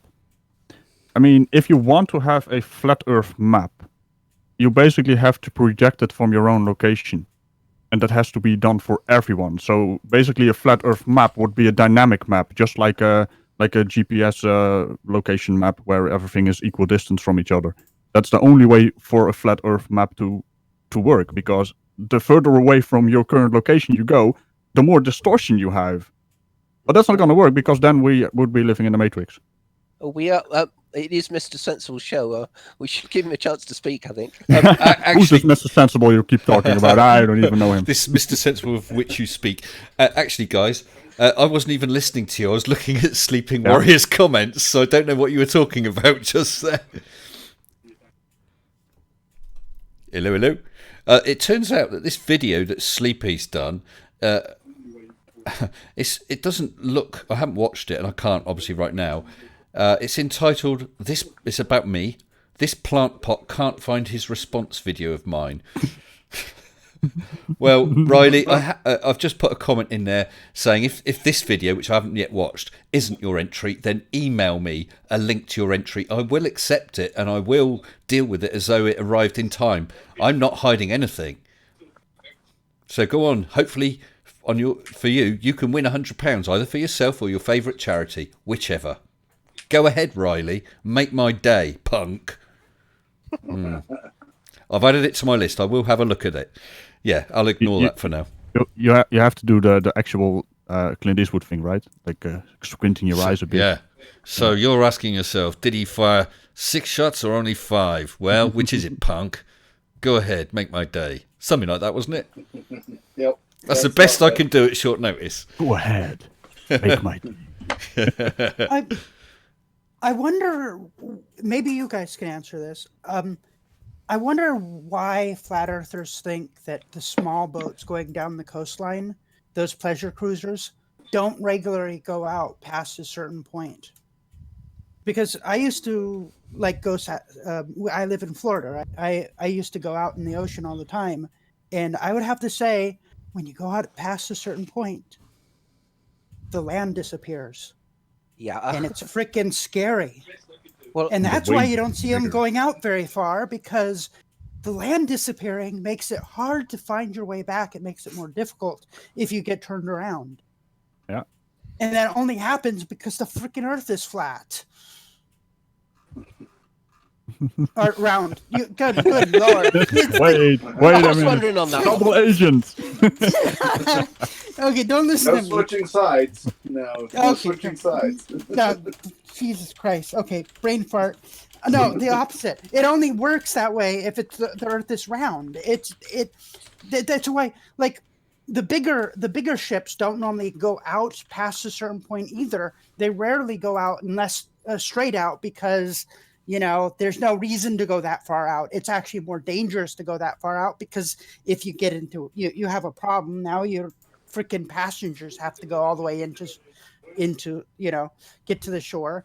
Also, you don't necessarily want to go farther out than you have to. One, in America, we go out past 10 miles because that's the international, or that's the border, so they can go out there and gamble and make money. But that's generally where they stop. Those sneaky bastards. Those sneaky bastards. But But that's normally why they don't go out past that point. But if you ever actually get into a freaking boat, the freaking land disappears. It's crazy.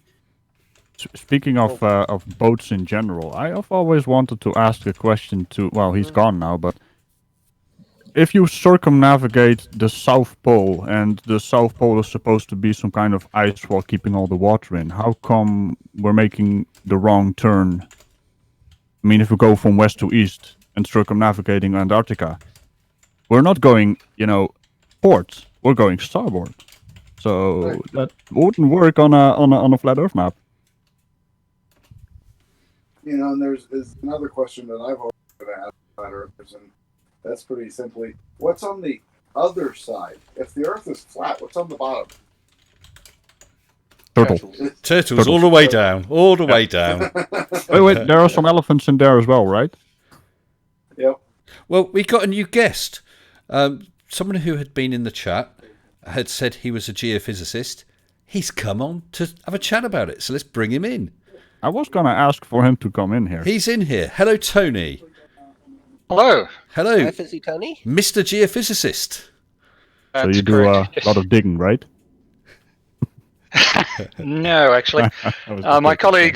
colleagues disdainfully call me a mathematician because I'm too theoretical. So, but yeah, so I'm just gobsmacked that this entire activity is necessary. Well, would you like to You're talk saying to? it doesn't add up. Would you like to talk to the man himself, Tony?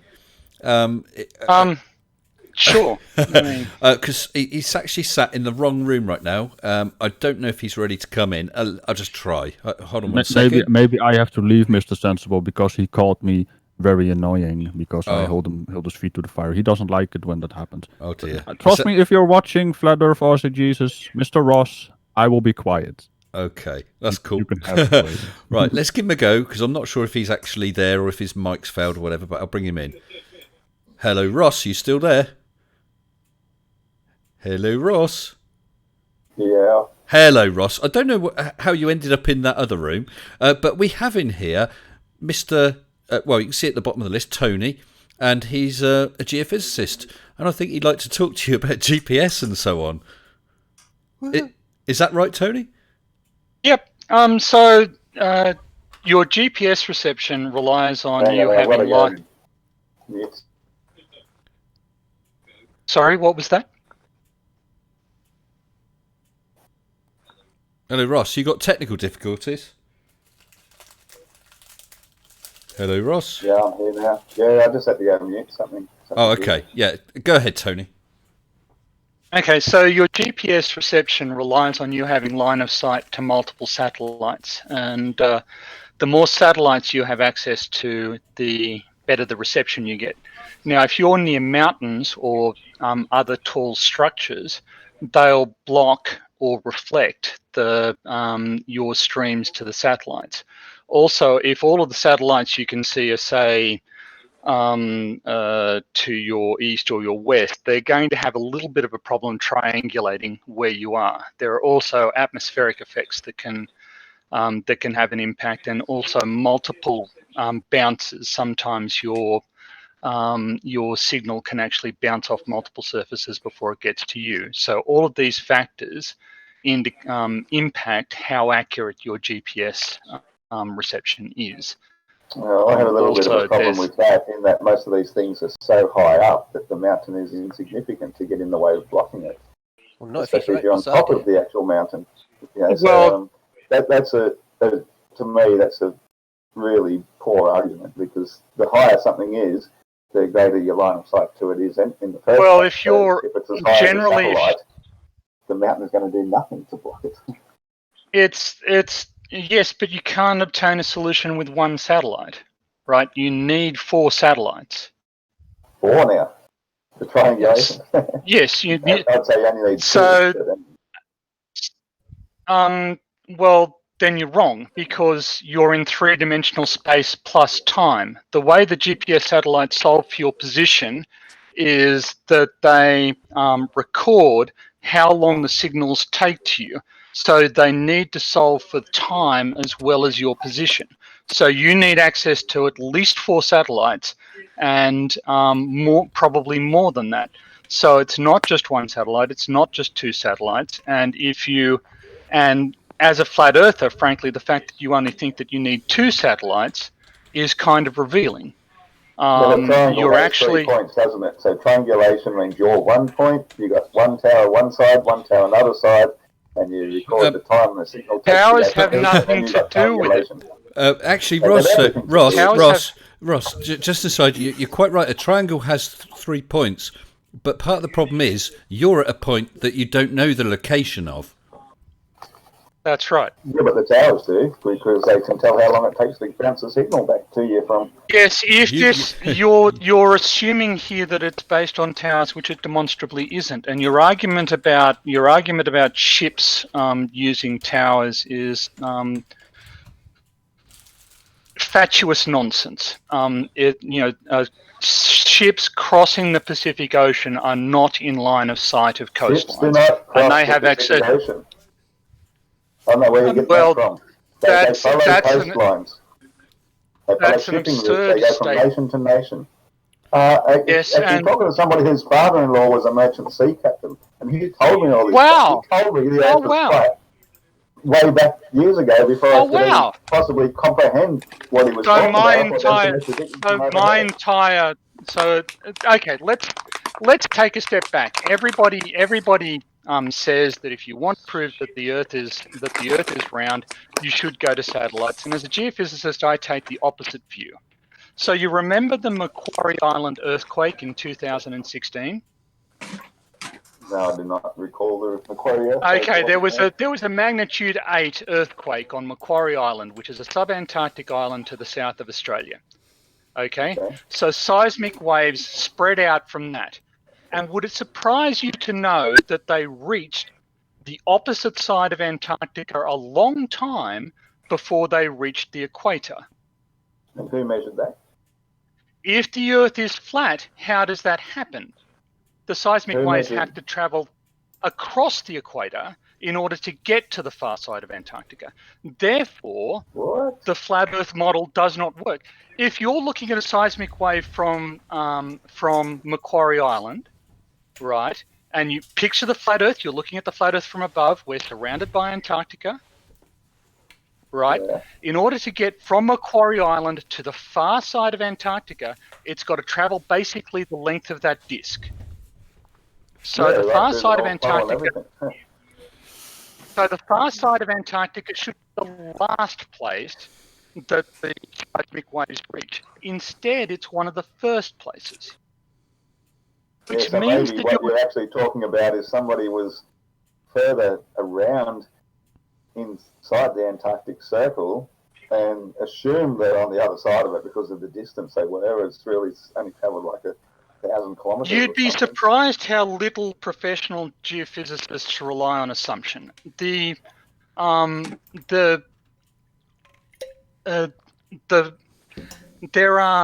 a thing called the tsunami warning system, which relies on being able to instantly solve for the location of earthquakes accurately.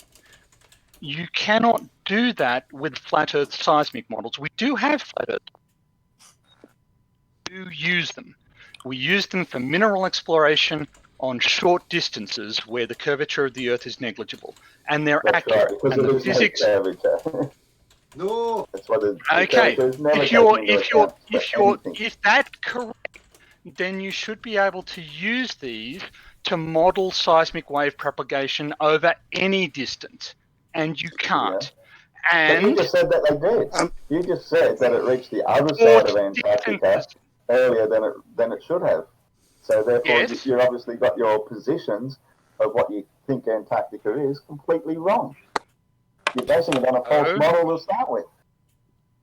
Sorry to interrupt. I haven't even introduced a model. All I'm looking at is the times. Hold on a second. All I'm looking at is the. Sorry, Baltazar. So just pop in with what you're going to say. I just wanted to say, because I brought up a website called inthesky.org, and it tracks GPS satellites. Another reason you may not get GPS signal even from the top of a mountain is because, for example, at this exact moment, there are no GPS satellites over the land in Australia. So if you're near the middle, you won't get signal from any satellites. That's going to change in about 10 minutes, but right now there are none over Australia, so you wouldn't get any signal. The satellite constellations are set up in order to provide maximum coverage where they're going to be used. Once you move away from areas where there's a lot of coverage, your reception becomes a bit spotty. And actually, this Ross, whole discussion about satellites, though, is completely mute if you're not even going to talk about how these satellites keep up with the orbital rate of the Earth. Well, Ross, you don't even mention it. You just ignore it and you brush it over. And you keep on going and we don't brush it over. They're orbiting the Earth, so they're dragged along with you. But Ross, I want to ask you, how do you think GPS works? Can I just a layman's? No one's expecting an in-depth technical thing, but just a layman's thing. You're there, stuck in the middle of ground positioning systems. They work off. Yeah, you can plug in your normal old radio, and you'll pick up a heap of different radio channels as you move your dial around. Yeah, okay. GPS is basically working off a similar sort of thing, except it's just bouncing signals off these towers, which it picks them all up at once. Now, hold on a second. It will give you a very accurate positioning of where you are based on the distance you are from all those different towers. Right, so that's what I want to ask you. You said bounce a signal off the towers. What do you mean? What is bouncing a signal off the towers? Can you just explain that? Yeah, as I said, like a radio signal. Yeah, but who or what is bouncing a signal from there? Are the towers giving out a signal then, or what?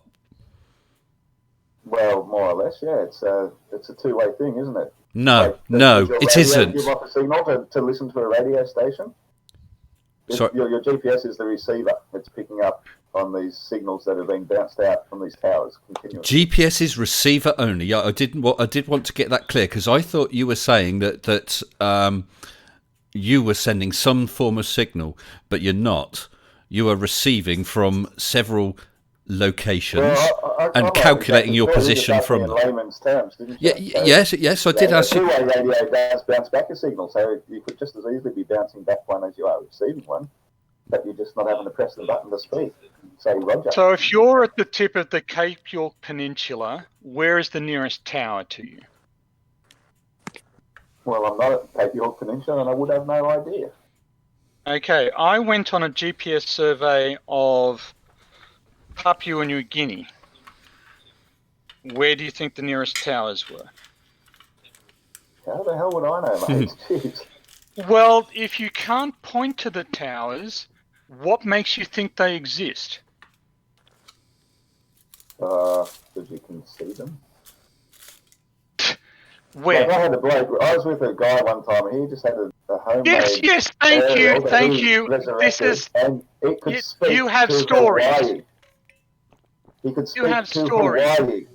Hawaii? You know how far away that is from Australia? And he was speaking That's by bouncing a signal on a radio. You can bounce radio signals off the upper atmosphere, and you can. There you go then. So how do you think you did it in New Guinea if it's not exactly the same technology? Wow. Now, can I ask a question? If I'm going to ask the question of the person that knows GPS, right? I don't remember your name. Tony. Now, if I'm right, so it puts out basically the time, right? Yep, that's right. And it has to account. I'm sorry. And the satellite ID.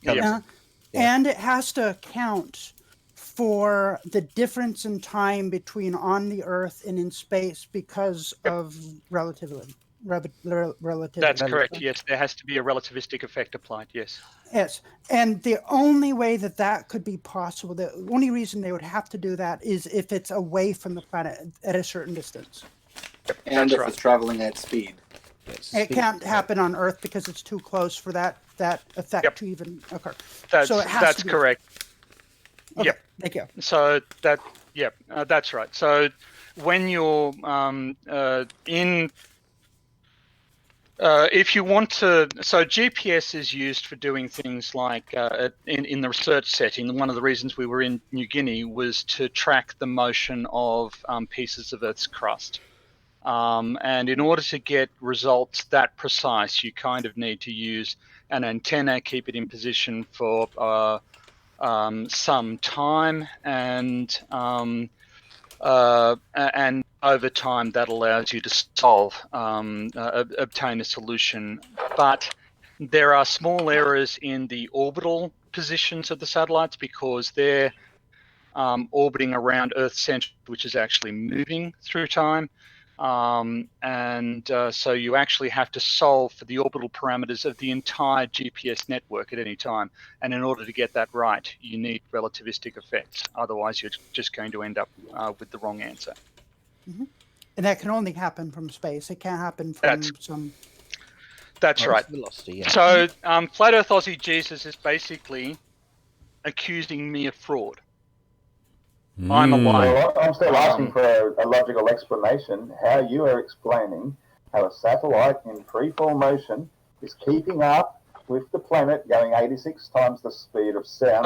So the satellite, you will concede that the satellite started out on the planet. Yeah, that's fine. Yeah, okay. So the satellite now has the velocity that the planet has. But it quickly loses it once it leaves the Why? No, it doesn't. Why?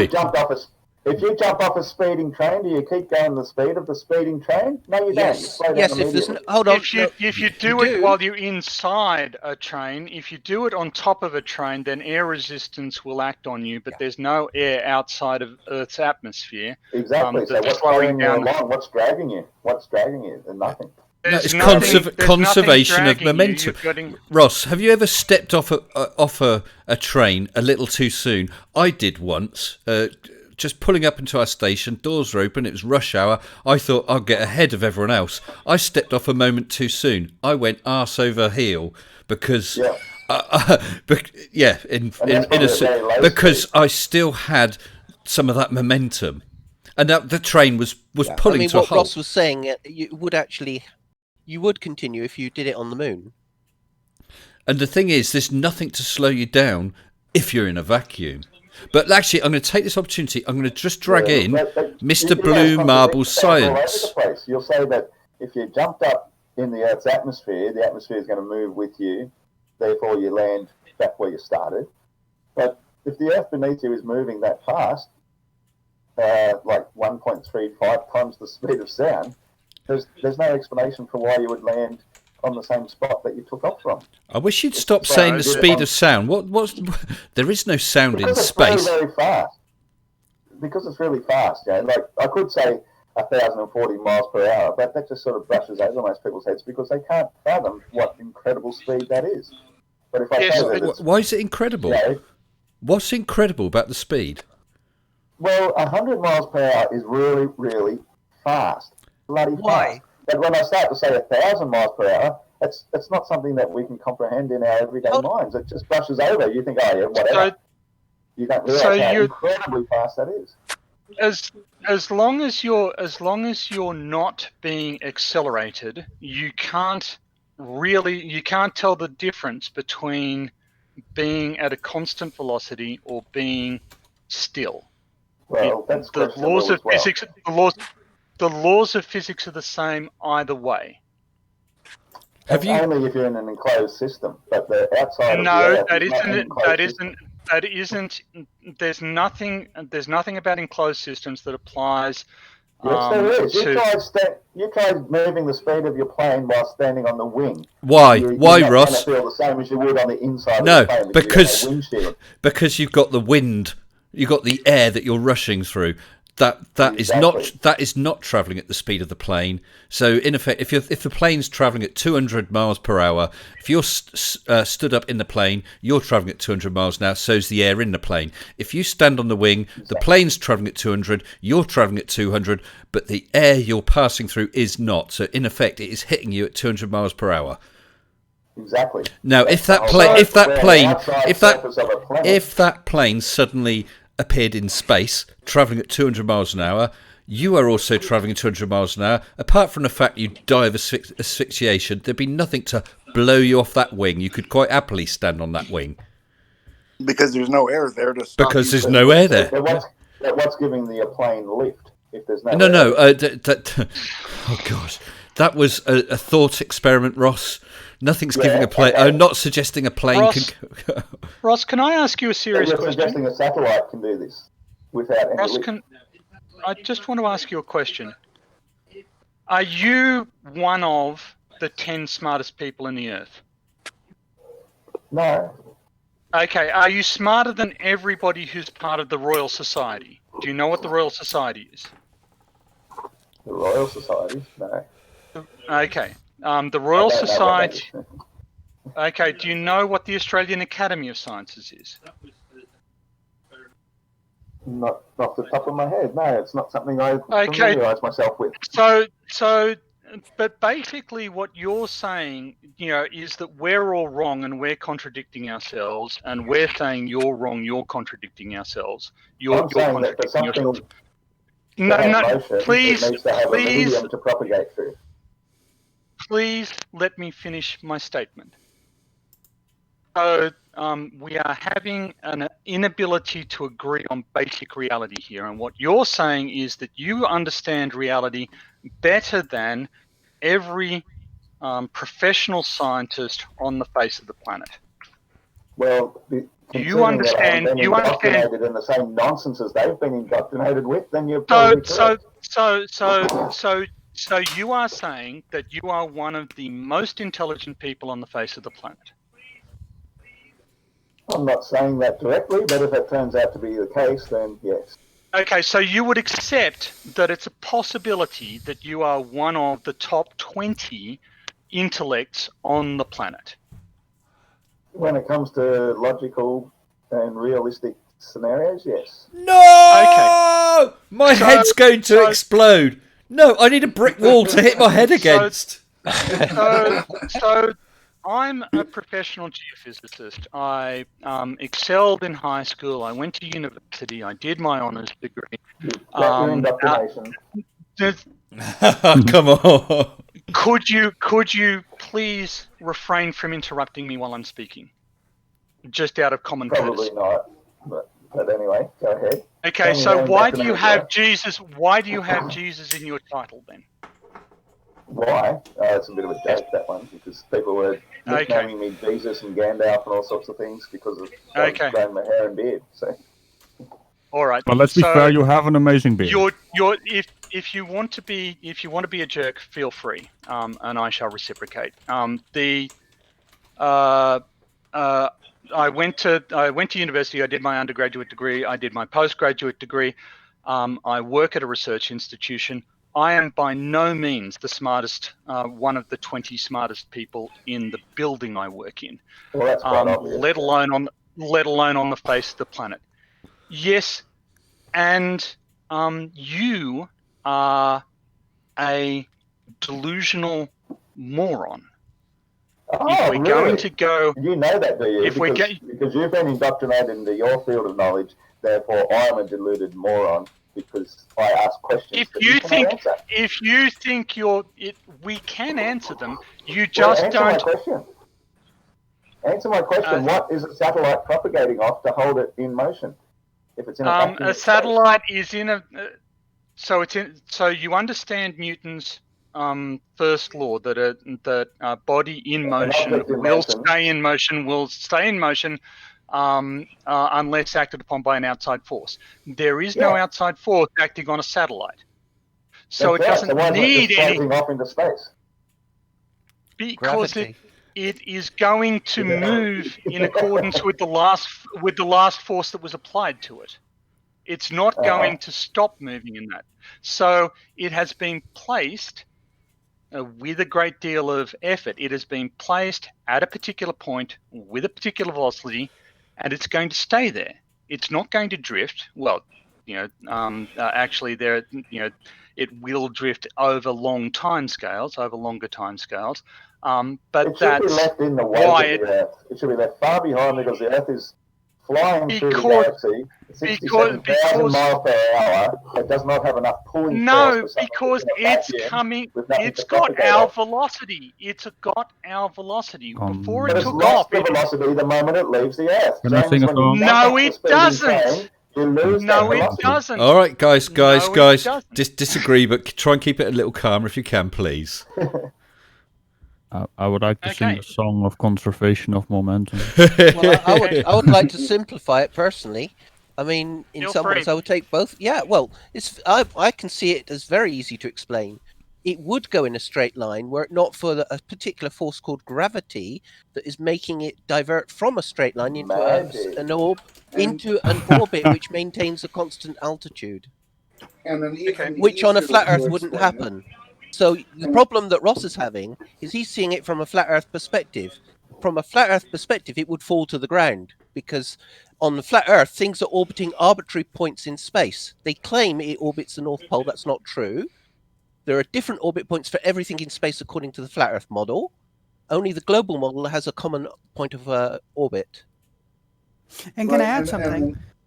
Sorry, Yep. can I add something? What's really cool about it is you can take that math, bring it into a virtual world like I do, and then model that, and it does the same thing in a virtual world that it does in the.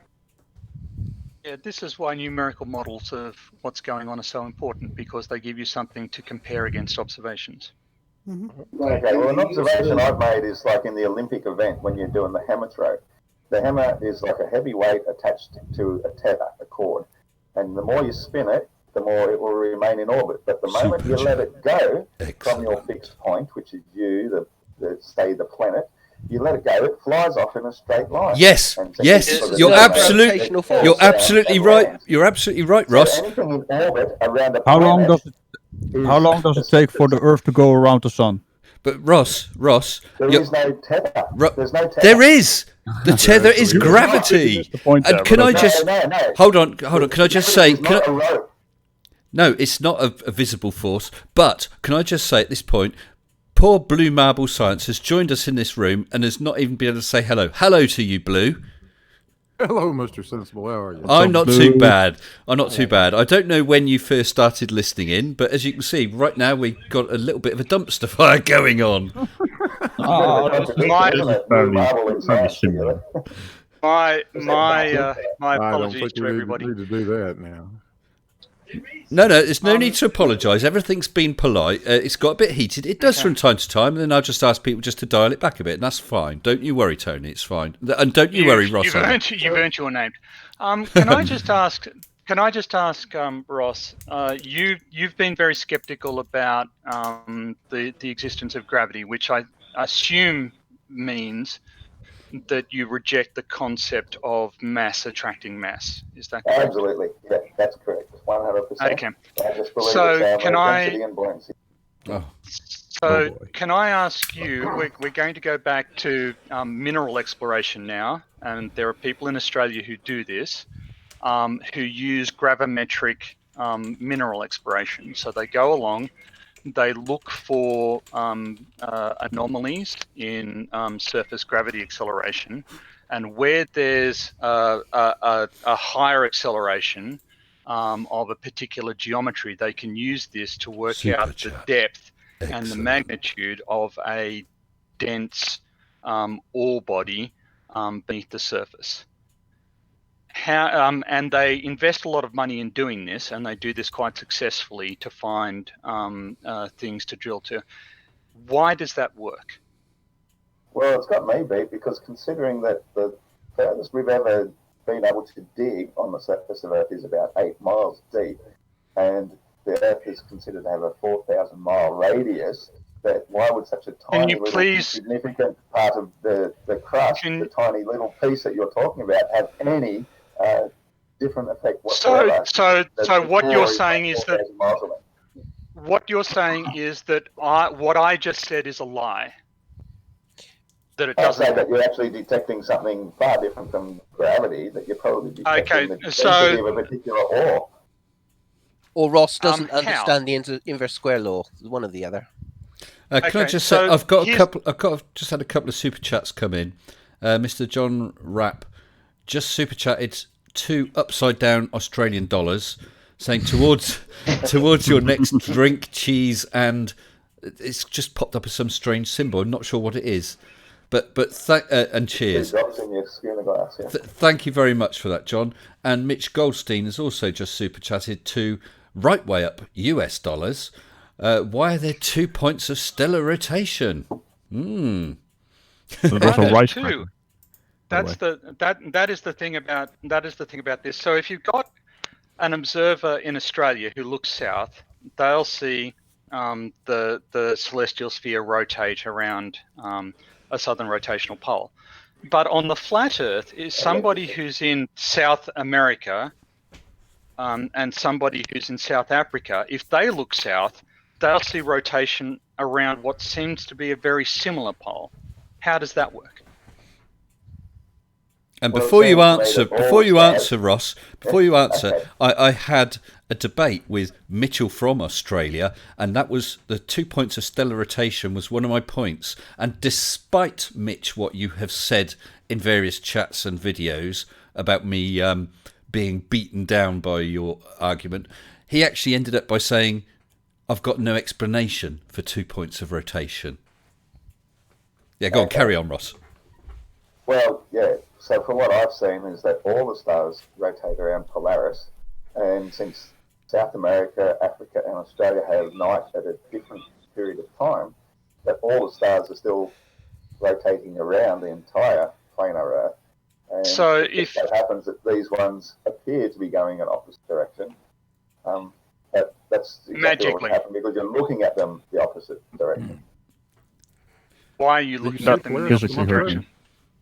Well, if you're looking towards the south, then your back's to the north. If you're looking to the north where Polaris is, then your back's to the south. So can you see Polaris from Australia? No, you cannot. I think Ross is making a classic mistake here. He's talking about direction, but he's ignoring the fact that we're talking about the difference between clockwise and anti-clockwise. That just, what he's saying does not add up. We're talking about clockwise and anti-clockwise. They're different according to whether you're looking at the north or the south. Okay, that doesn't work on a flat Earth. Here's an example I could use. If you're in a large hall, it's a disco hall, you've got 2 disco balls both going different directions, does that really change the shape of the floor of the hall? Or is whatever you're seeing up in the ceiling doing whatever's happening up in the ceiling without making any difference to what's below your feet? Yeah, but if you're in the middle of that large room, slowly turning around, and you look at the ceiling, the whole room is rotating around a point on that ceiling.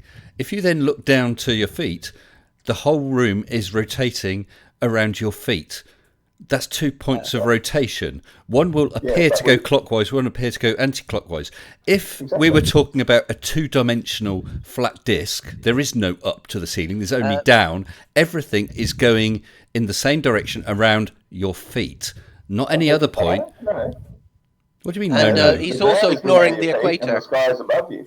Whatever's happening in the sky above you has got nothing to do with what's happening beneath your feet. No, I'm trying to make the point about. I want to remind you, Mr. Sensible, that you are talking to one of the top 20 intellects on the face of the planet. Philosophically speaking. Just out of interest, what's his IQ? 148. Well, that's not exactly that high then. I mean, mine's 155, Mensa rated. Have you got your Mensa rating? Mensa's 140, isn't it? Well, 138 if you're in the top 2 percentile. That's only 1 in 50. I help myself with Mensa because I'm not interested because I'm more on the natural side of. Why not? I mean, you qualify for Mensa. Why don't you try? Why don't you put it to the test? I'm not really interested because they talk a load of shit. You've never attended a meeting. Actually, talking to the birds and the trees and the fish. Hold on, you said they're talking rubbish, but you've never been to a meeting. True. You can only go to a meeting when you become a member. I've been to those meetings. I've bumped into 1 or 2 Mensa people, and I don't get along with them. So. Really? Hey, Ross. How would you know that they're from Mensa? Ross, do you get along with? They tell you. Well, Ross, I was on the impression that people from Mensa have it tattooed on his forehead. So, Ross, when I was 17, I decided to get myself Mensa tested. and I got in, Yeah. and I was a member for about a year, and then at 17 I didn't really share those sort of interests of the sort of events that Yeah, they it's were doing. mostly So pub meets and so on, right? exactly. So Yeah, I just let it slip. I got into Mensa. I was not super high, but I got into Mensa. So you said you don't get on with them. I thought we got on fine. It's- But But you obviously left, didn't you, when you were 17? I've got a You Mensa think rated this is- IQ higher than one of the guys who's 10th in the world. That's amazed me. I didn't realize I was so high. That must make me 3rd in the world. Yeah, but as they say, Apparently. your intelligent quotient doesn't really prove anything. Like, you could have a homeless person living on the street who's got more streetwise than a person with Mensa level who wouldn't pass the day. So Yeah, how so do you then Intelligence is relative scale your to intelligence? environment. So what are you using to scale your intelligence? Just the observation of nature and reality. So the fact that you can detect that the world is flat despite the fact it goes against observable evidence. Well, no, observable evidence says water finds its level and doesn't curve around. But the you outside, failed to surface give of me the any. ball. No, but you No. failed to I give just me did. any explanation to why what you see in Australia goes against everything. For example, as I said, I just told you water finds its level. Therefore, Has it- Earth must be the bits above water level. It can't be below Really? it. It doesn't go But around the are you- sides. It's not No, upside and flat is down. not the It's same. all flat so and level. but water Nope, they're not prefers the to same. take the form of a sphere. It doesn't doesn't. go flat. Yes, it does. Take away gravity, put it in a vomit comet, it forms a sphere. So No, it you're doesn't. saying, Yes, Vomit yes, it comet does. doesn't. Afraid it- It's actually at free fall speed. have you It's never still seen falling water in towards zero the G? surface of the Earth. Have you never seen Raindrops water in zero G? around. Sorry, carry on. You just said take away gravity. The vomit comet isn't taking away gravity at all. It's It's still cancelling out. falling according to the laws of density and buoyancy. It's just that the outside It's- surface is falling at the same speeds to simulate the effect of what it might be feeling like to be weightless. So- It is weightless. There is. I tell you what, Ross. If you It's go not onto weightless. If you go to the vomit comet, fasten a set of scales to the floor, stand on them. When it's in that dive, you are weightless. You will not register on the those scales. work because of the resistance factor, the fact that they're on a solid ground that you can measure the resistant force against it due to What- the mass. That's Ah, on no. it. So Ross, There's Ross- no resistant factor, is it? It's all just But dropping your- at Ross, the same if- speed. Ross, if that plane is flying along straight, you will register a weight on those scales. Exactly, because it's not in free fall at the same time Yeah, as the scales. free fall. Yeah, so that indicates that you don't understand the distinction between weight and mass. There is no difference between weight and mass. There is a They have the difference same between thing. weight. I'm sorry, I have to. No, they're not. If you don't have mass, you don't have weight. May I ask you a question, Ross? You may, but that is a question. When you go up, Well when played. you go up a mountain, you know that your weight goes down and your mass doesn't. Do you know that? Beg your pardon? Can you say that again? When you go up a mountain, you will weigh less, but your mass hasn't changed. Do you know why? Yeah, because you've got less air pressing down. Hold on. You said yes. But that means you've you still got agree the that same weight and mass are not the same thing. mass. No, How you've they got the same mass. That's just measures differently because you've got less air pressing down on you. Okay, wait. We can also take this to the equator and the North Pole. You You can weigh but less won't at the because it's equator. never been done. You have the same mass, but you weigh less. So That's a fallacy.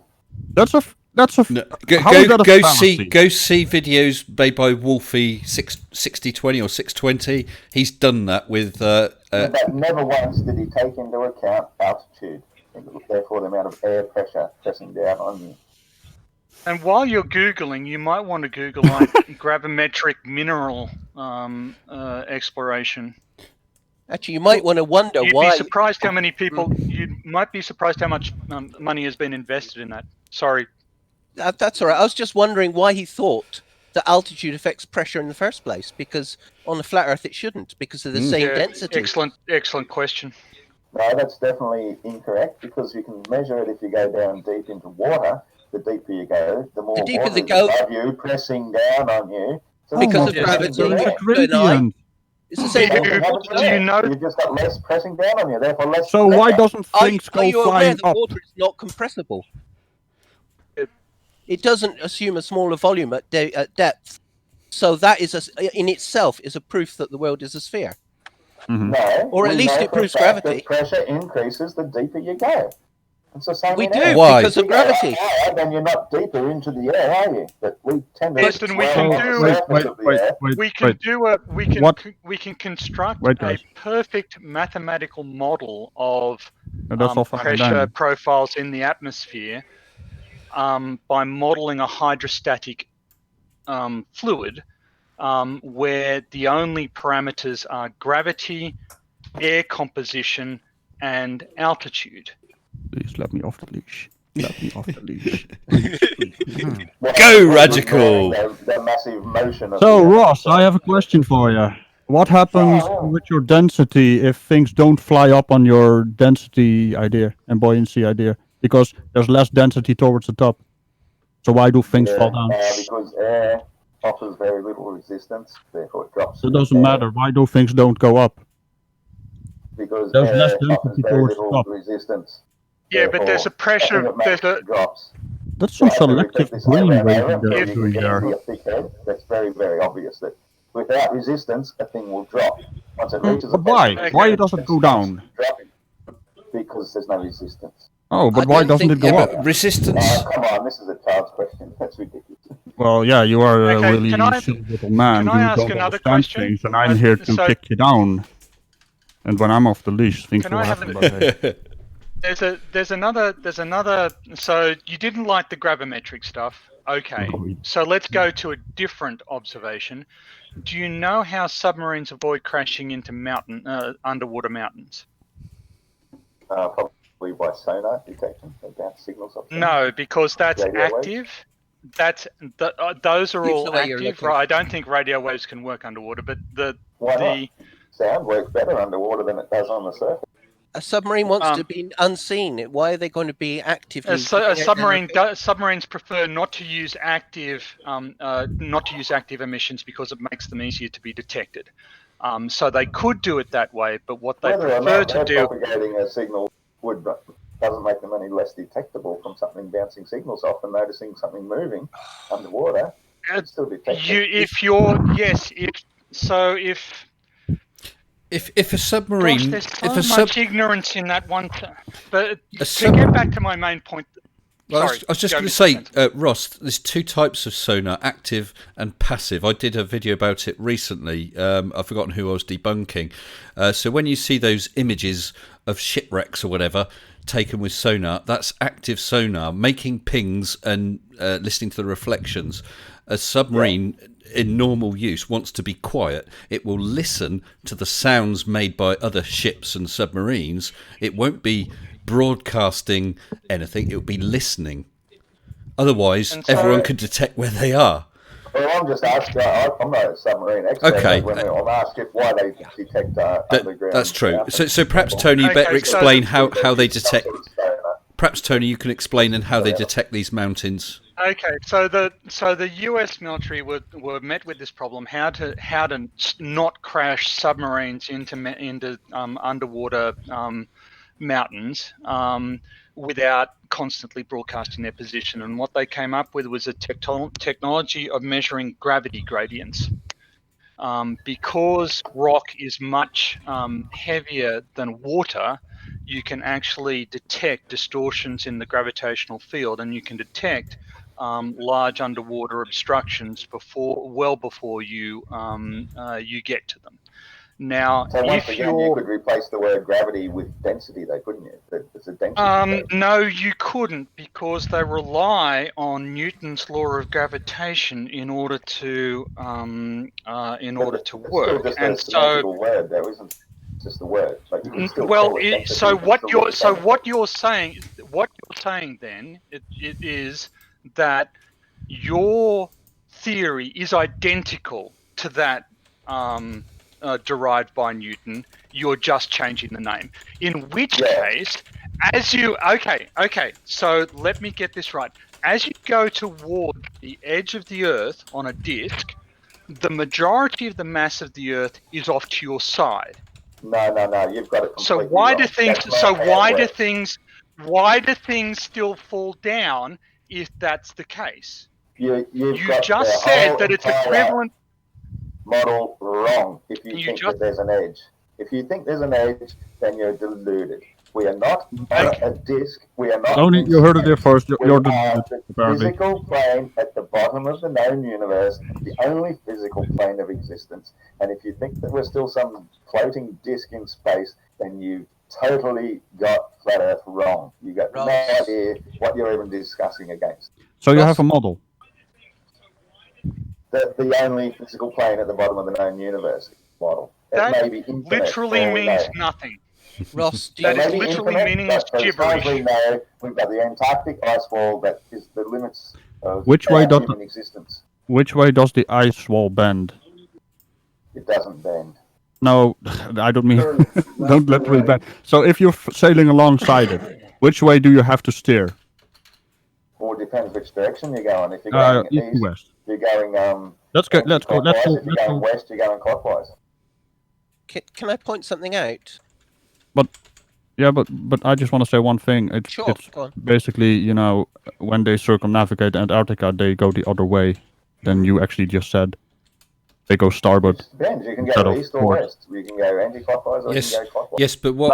That's not what I mean. That's not what I mean. I mean, which way do you have to steer the frigging boat?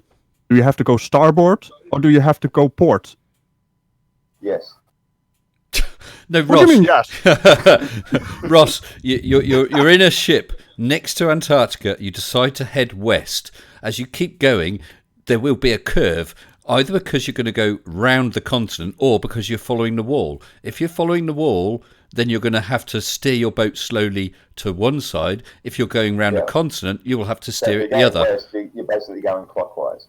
But it's probably such a Going clockwise, that doesn't make any sense. It's either starboard or port. does. No, it doesn't. Going clockwise, what does that mean? Going in circles. Right. You've still got north in the center, and whatever east or west is a circle around the center point. So one is clockwise, one is anti-clockwise. So apparently you don't know how to steer a boat. A boat doesn't go clockwise or anti-clockwise. It goes port or starboard. Well, okay, you got fancy boat terms for it. Good for you. I don't care. Wait. It's Maybe only been fancy in use boat for terms like 1,000 gravity, years. eh? Port My and God, you are starboard really fancy. talking out of your asshole, aren't you? You should use words left and right. He'll be okay with that. Oh, left and right. Well, maybe we could call it wobbledy bobbledy and babbly babbly. Oh, that's As long as we can all come to the same consensus and agreement. No. You can't come to any consensus, Ross. You just talk out of your asshole. Maybe you need to But change your name to you're one of the Fuzzy top 20 Dick Bag. intellects on the I don't face know. of the planet. So, you know, you'd Yeah, well, I expect you had the specialise in knowledge. that field of knowledge. well, courtesy Yes, you specialise in gibberish. of Rangerman 9404, a super chat came in for $2.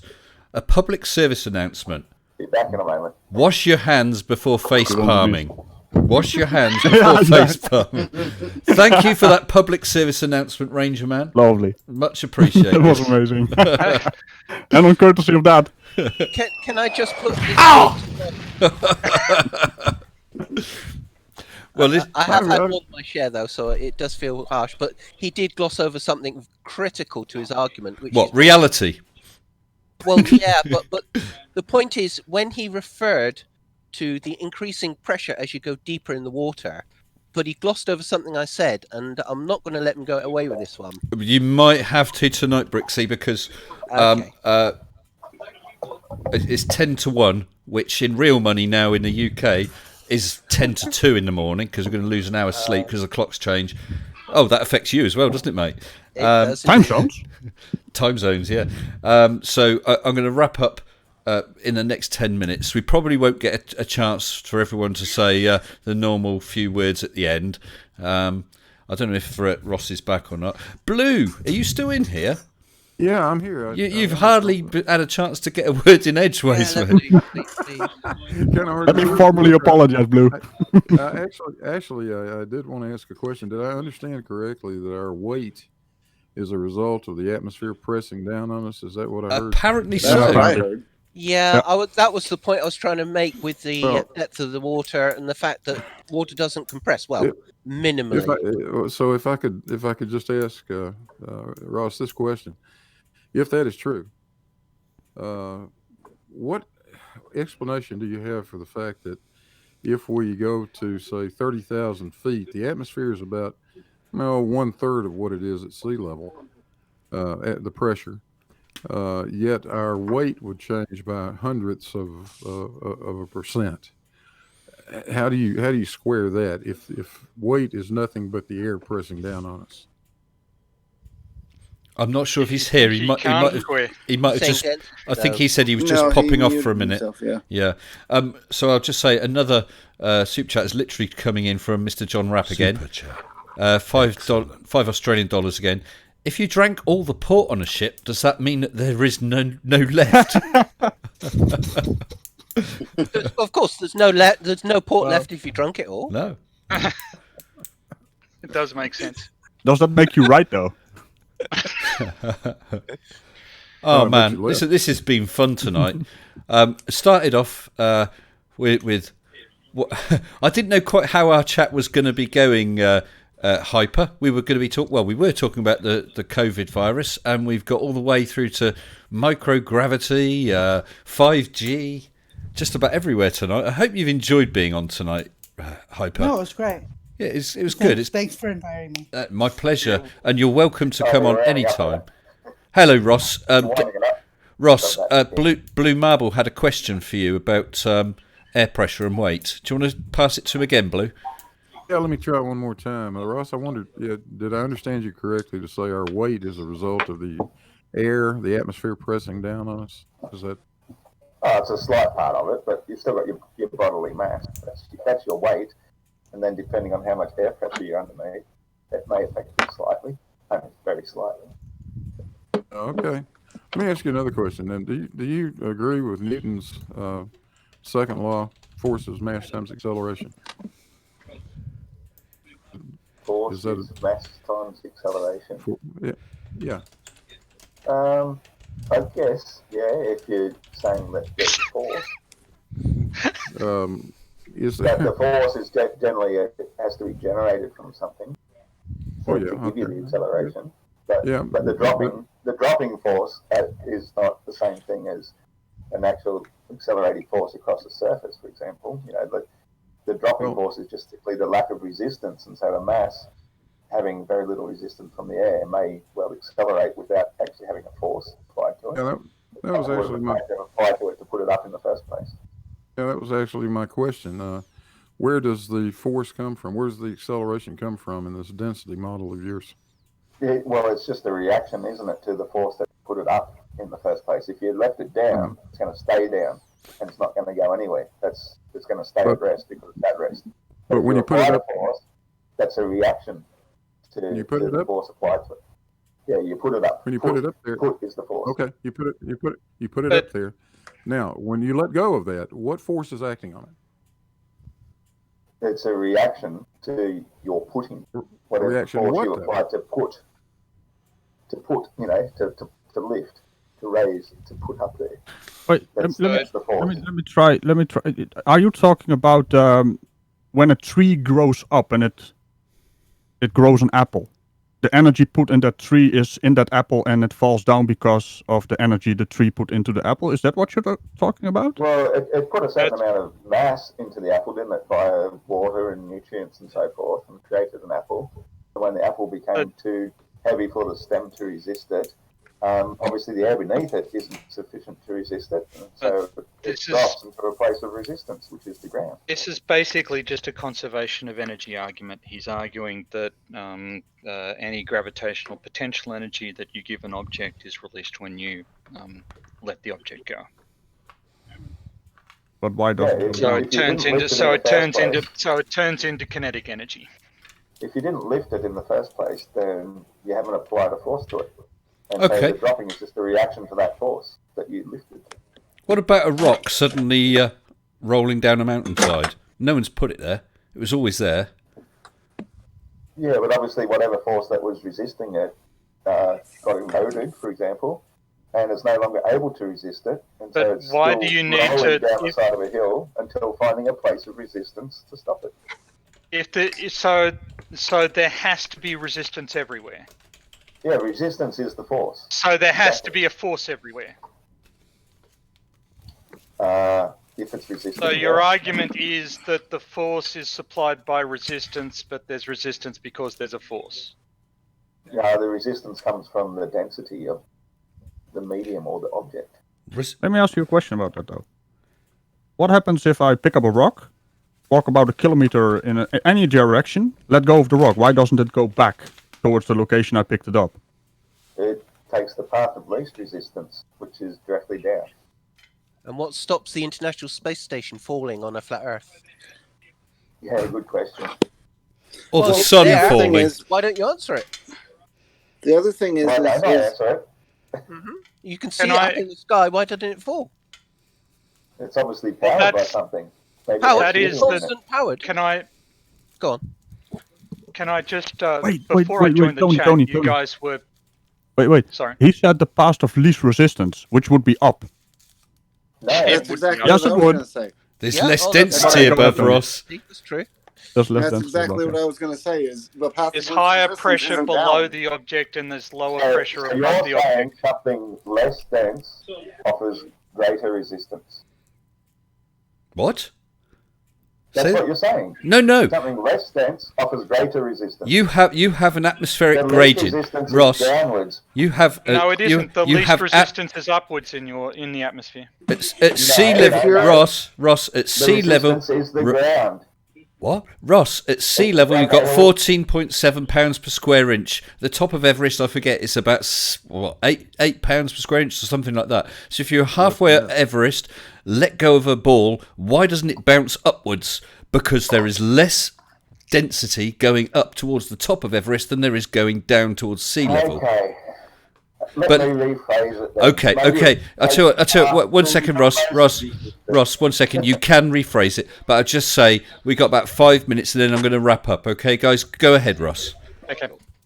Yeah, it takes the path to the most resistance by taking the path of least resistance.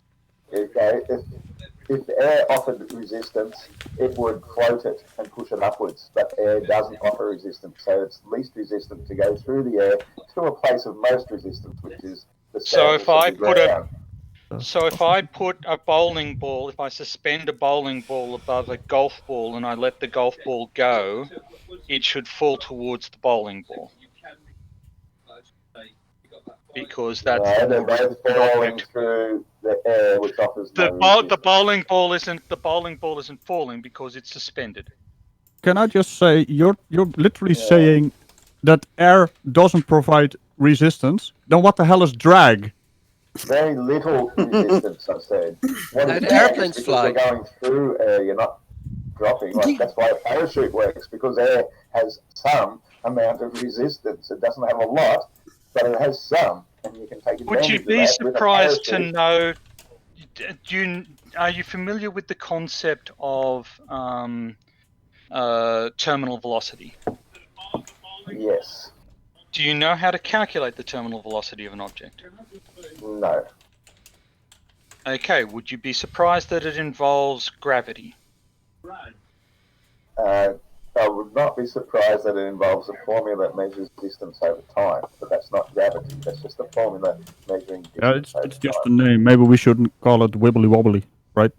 Yeah, maybe we should call it wibbly wobbly. Yeah. But Call it Kevin. Kevin's a very nice name. dropity. Let's blame everything with Kevin. I prefer Can- Stephen. That's- Stephen. Before all this ends, could I ask a question? Could I ask That a is a question? question. It's, That is it's, a question. it's That's not two a, questions. no, okay. Ask a third. Wait. Ask You a have to third. say, let me ask you a Okay. question. Okay. May I ask another question? Wait, hold on. Now, the person that said water does not curve, right? Nathan Thompson? What would he accept? What shape would a water be if it did curve? What would you accept for proof that water curves? Like, what do you mean by that? Do you mean that Water is water a doesn't liquid, curve? and liquids find their level by being contained by higher edges. So do you mean the that the nature of a surface liquid. doesn't curve? Do you mean the surface, the surface tension doesn't curve?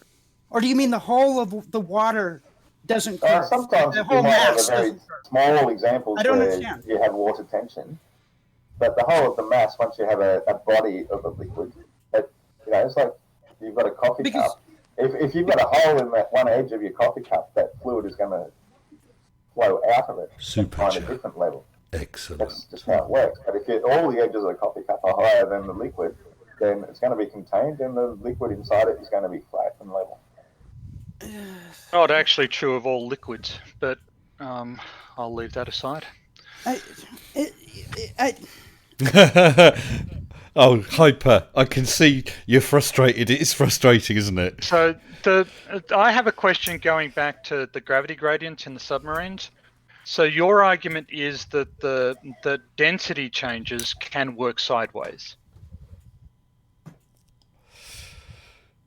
So if I've got a more dense, if I've got a more dense object off to the side, it exerts a density force on something that is nearby.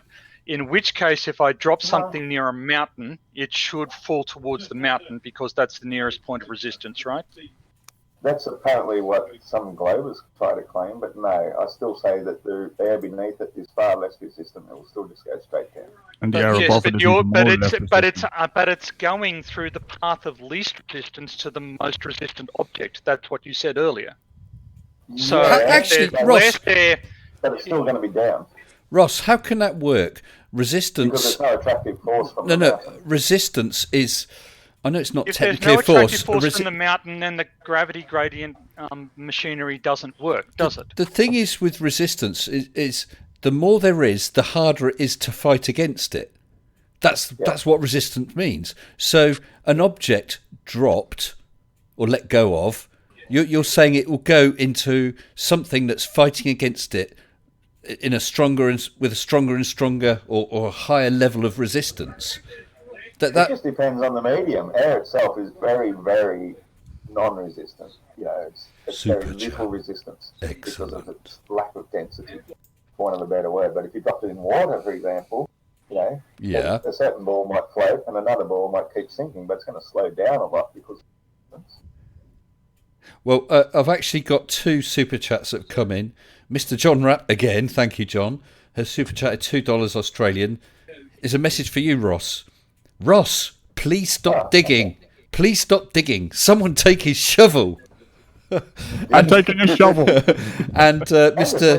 I'm looking at my phone, actually. I just got on a message saying I don't have any mutual obligation requirements for Centrelink until 27th of April. How is that digging? And Mr. Peter Birdie has super chatted £5. He said, because water is always flat. I think on a globe Earth it should form rings like Saturn's around the Earth. Thanks for the super chat, Pete. Well, clearly, I think he's taking a dig at the. I think it should work this way, therefore it should, which seems to be a staple of the flat Earth community. Oh, and Robert Absett informs me, because I didn't realise that resistance is a force. I'm not a physicist. It is force. Sorry. force.